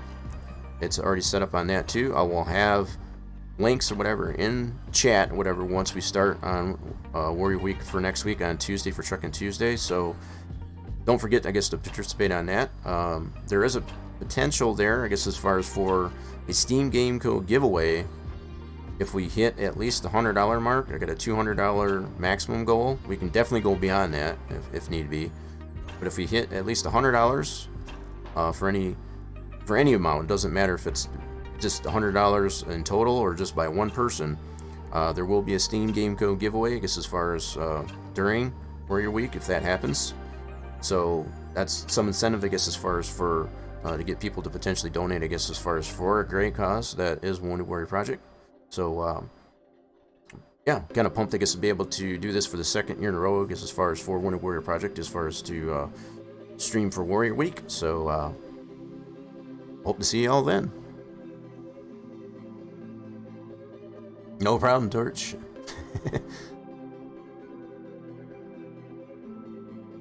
See y'all again soon. Bye for now. It's relatively pretty quiet too. Kinda liked it, it was chill. Why is it? Come on.